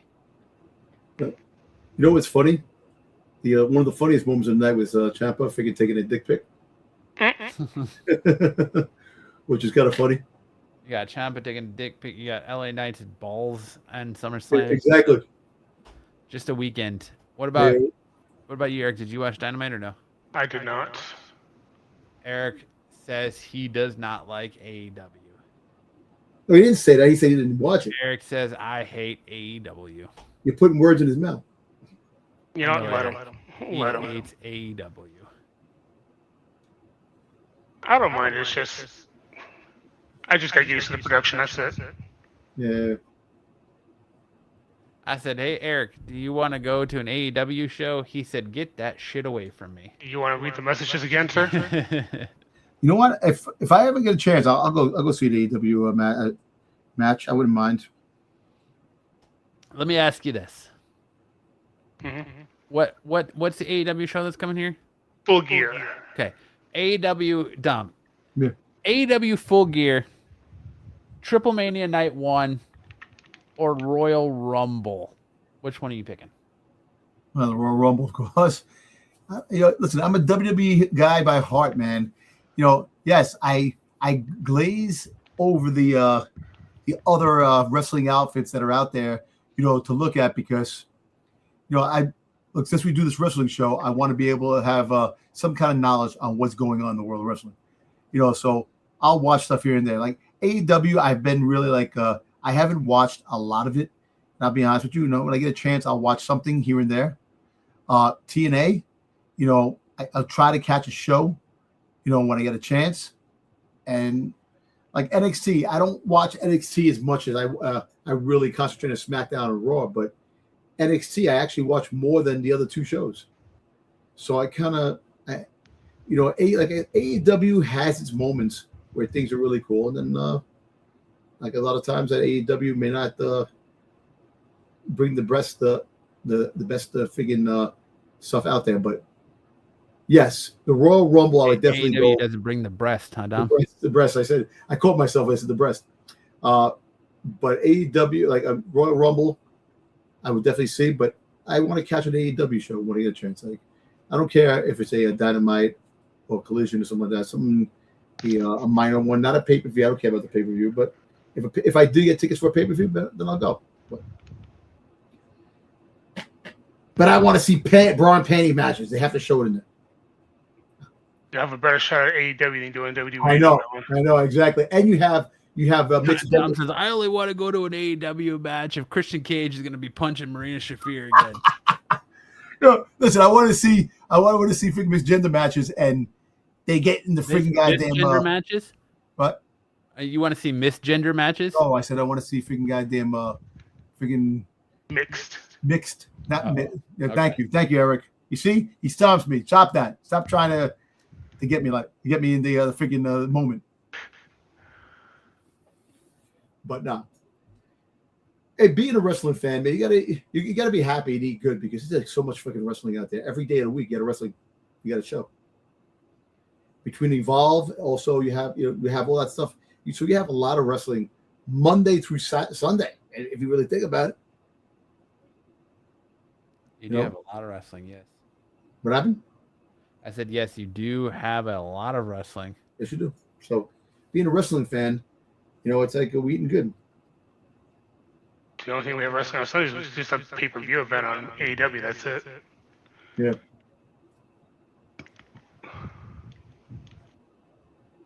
But all right, any other professional wrestling goodnesses you guys want to talk about? Touch on before we call it a night here? I think we're good. What do you think, Eric? Anything? I'm set.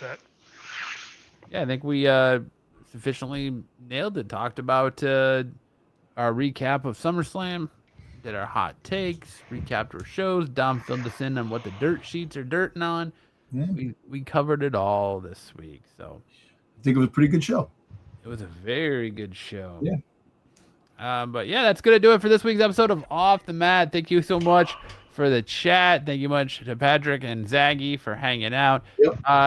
Guys, if you want more from us, you can check Dom tomorrow night over on Renovision for the Qualified. If you're into comic books, you can check me and Dom out on Saturday nights along with Sticks for Saturday Night Special. If he's you got a show this week, right there, Matt? Yes, we do. Okay. You can check out Dom's Sunday nights on the Star Wars show. If you want some Star Wars, you can check me out all week here on the channel. Of course, you can check all three of us back next Thursday night right here, 6 p.m. Arizona time, 9 p.m. Eastern time for a brand new episode of Off the Mat. And if you want more from Eric, because who doesn't want more Eric goodness? Eric, where can the beautiful people find you? From on the YouTube, the Twitch, the X's, all that Fire Lord Sombra. There you go. Make sure to check out to Eric and sub up to all his great content. And that's going to do it for us this week. Enjoy SmackDown tomorrow night. Hopefully we get some more reveals. Enjoy Monday Night Raw. And Dom, take us home with some words of wisdom. All I got to say is 3-time PEL champion. Can I keep the streak alive? Woo-hoo! There you go. Couldn't have said it better myself, but all right, folks, have a great week. We'll see you guys next Thursday night for a brand new episode of Off the Mat. If you haven't done so yet, make sure to hit that like and subscribe button on your way out.